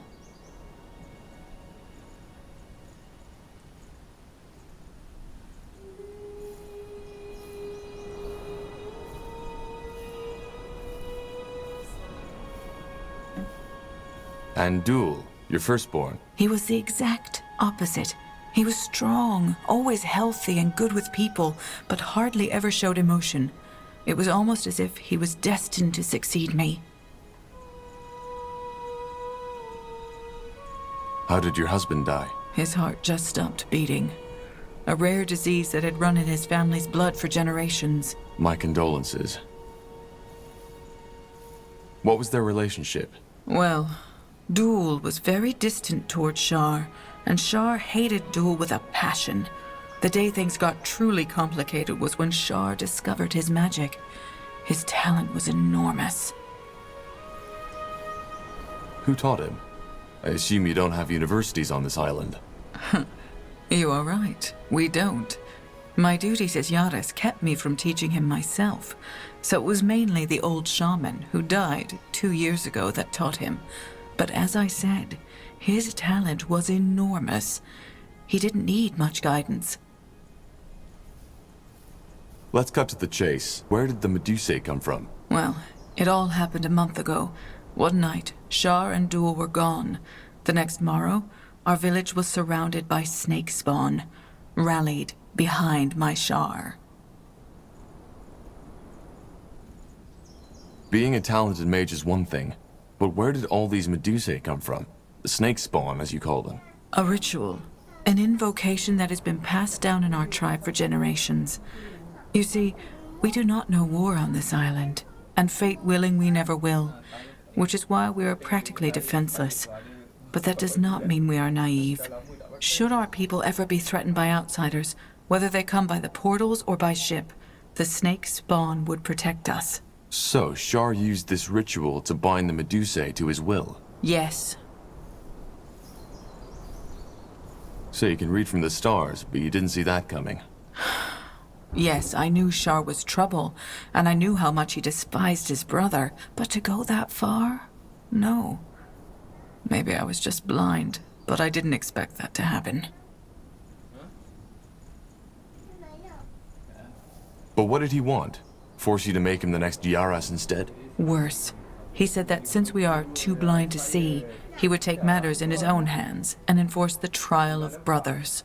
Of course. I don't understand. In the Hibernian Empire, it actually wasn't custom for the firstborn child of the emperor to succeed him. Instead, their heirs had to compete in a ritualized duel, which mostly ended deadly for one of the parties. That way, or so the Hibernians figured, there would never be a weakling on the throne.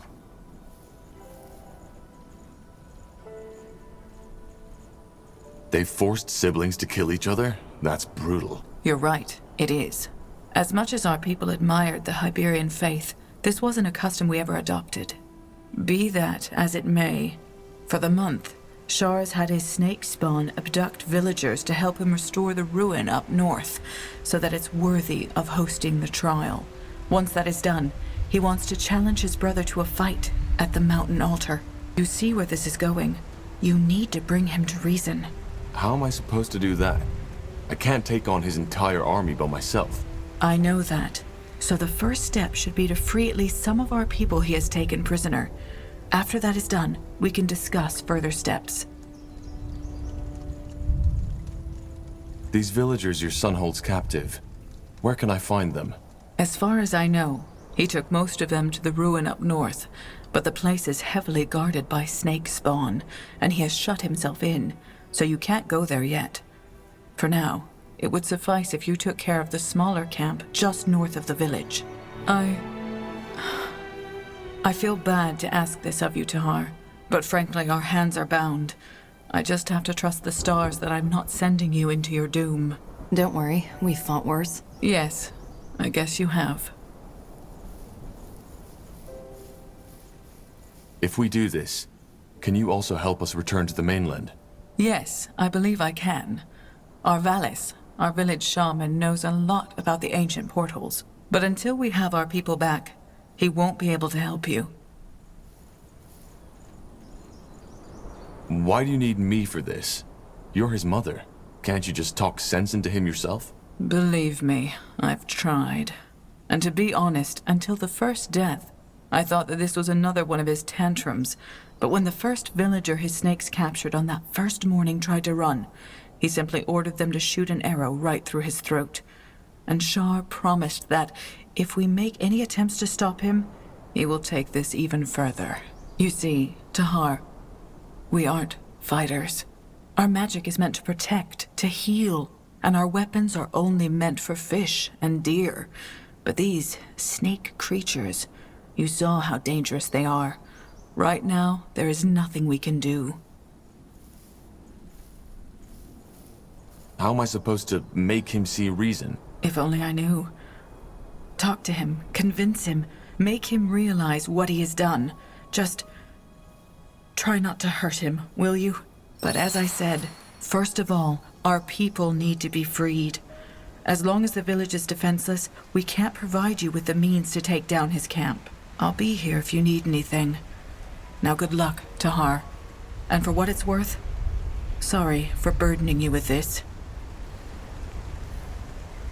Tondai, outsider.